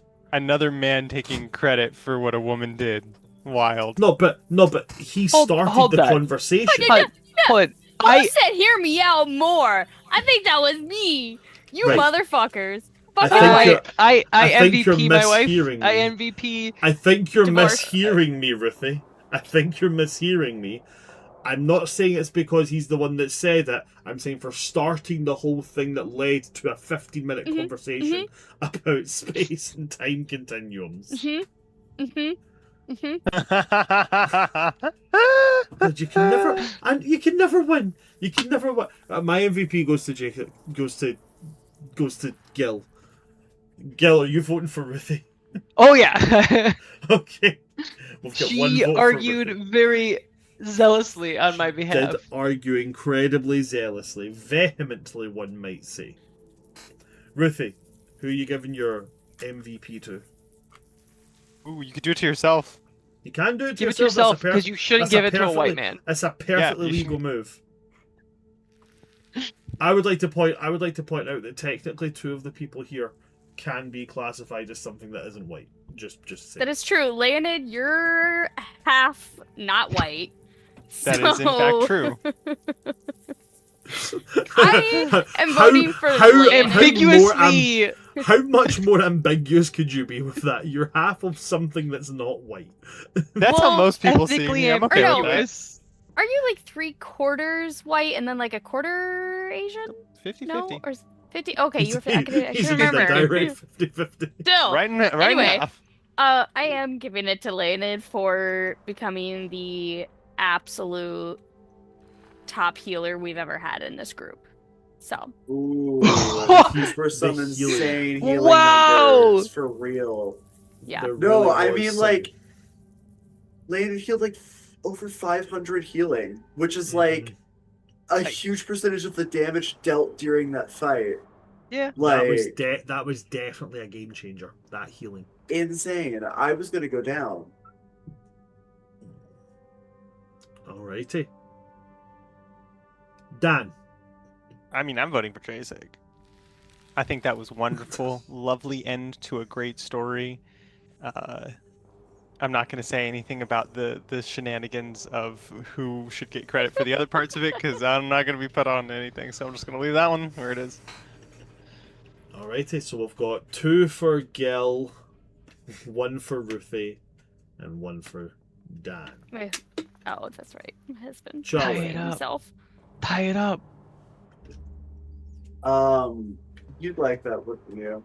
Should've I used your got Courtney while it you last could've. week. And, I got like, it that last. doesn't matter. Stop doing well then. Anyway, so Yeah. I'm giving it to Jacyk because I thought that the narrative symbolism there at the end was fantastic. You know, Silas didn't need to say anything. Jacyk was already going to take it on himself to be the one to send off Satyras, and I think we all know that. But like, in general, this entire journey that we've gone on is incredible, and I personally remember Bran sending a message in Discord, I kid you not, like 4.5 years ago, saying, hey guys, vote on which of these 4 arcs you think sounds cool. And one of them was called the Hall of Horns, and you picked it, Gil. And here we are, like 4.5 years later, Yeah. and like we're at the end of that having come to fruition. And I can't help but look back on the journey it's been. And it's for sure going to go to you. Okay. Then that means that Gil, you take it for a second week in a row. Back to back, baby. Back to All right, let's go baby. for number 3, Jacyk. Yep, I know. that's That hat trick. number It 3 doesn't now. matter whose arc it is. Let's You just give gotta it be to- the star. Right, You've got- let's just give it to you've got Jacyk for German the rest suplex of the Davy campaign. Jones again, and then get 3 out of 3. Right, that's just how it's Yep. got to go. Well, with that, that is the end of our session. thanks for coming to see us today, folks. If you've enjoyed what you've seen, you should go and check out all of our other things that we do. I do things under Oops All Brands, and I also do things on World Tree Quests under all social media handles. You're going to see a lot of stuff being put up about my recent exploits at UK Games Expo, which was an absolute riot, by the way. It was fucking fantastic, but it was horrifically warm, and the amount of foot traffic nearly broke the building, which is absolutely crazy. But that's what you're going to see coming up on mine. I'm going to pass over my players and let them plug themselves in anything they might be up to. Ruthie, you get anything going on? No, just here on Tuesdays. Just here on Tuesdays. And we love you being here. What about you, Dan? Anything for you going on? I'm not sure if we're playing this Sunday. I haven't heard anything to the contrary, but I think we are? Okay.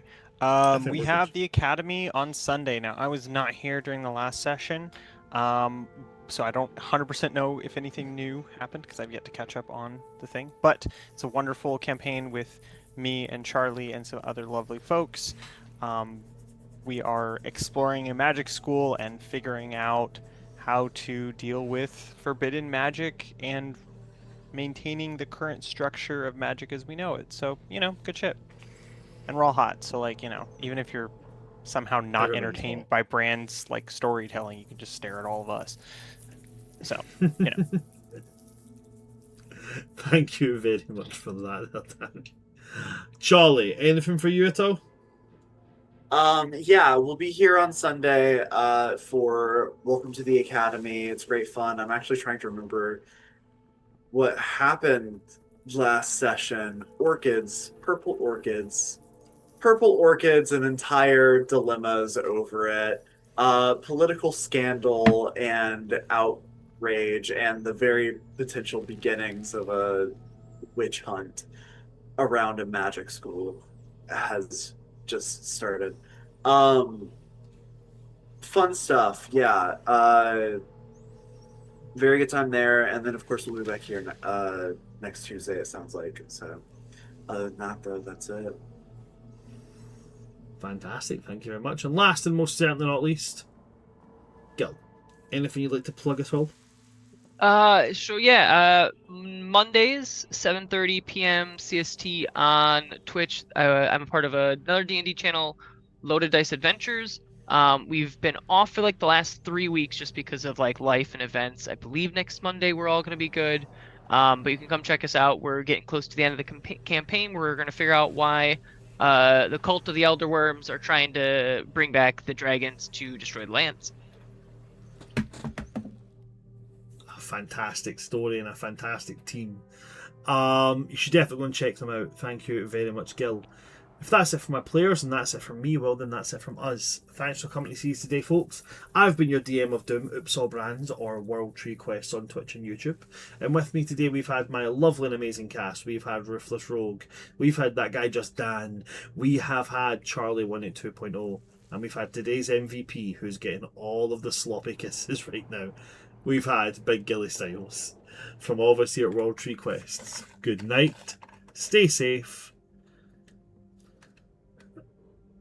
I don't have a quip for this time. My tooth really hurts.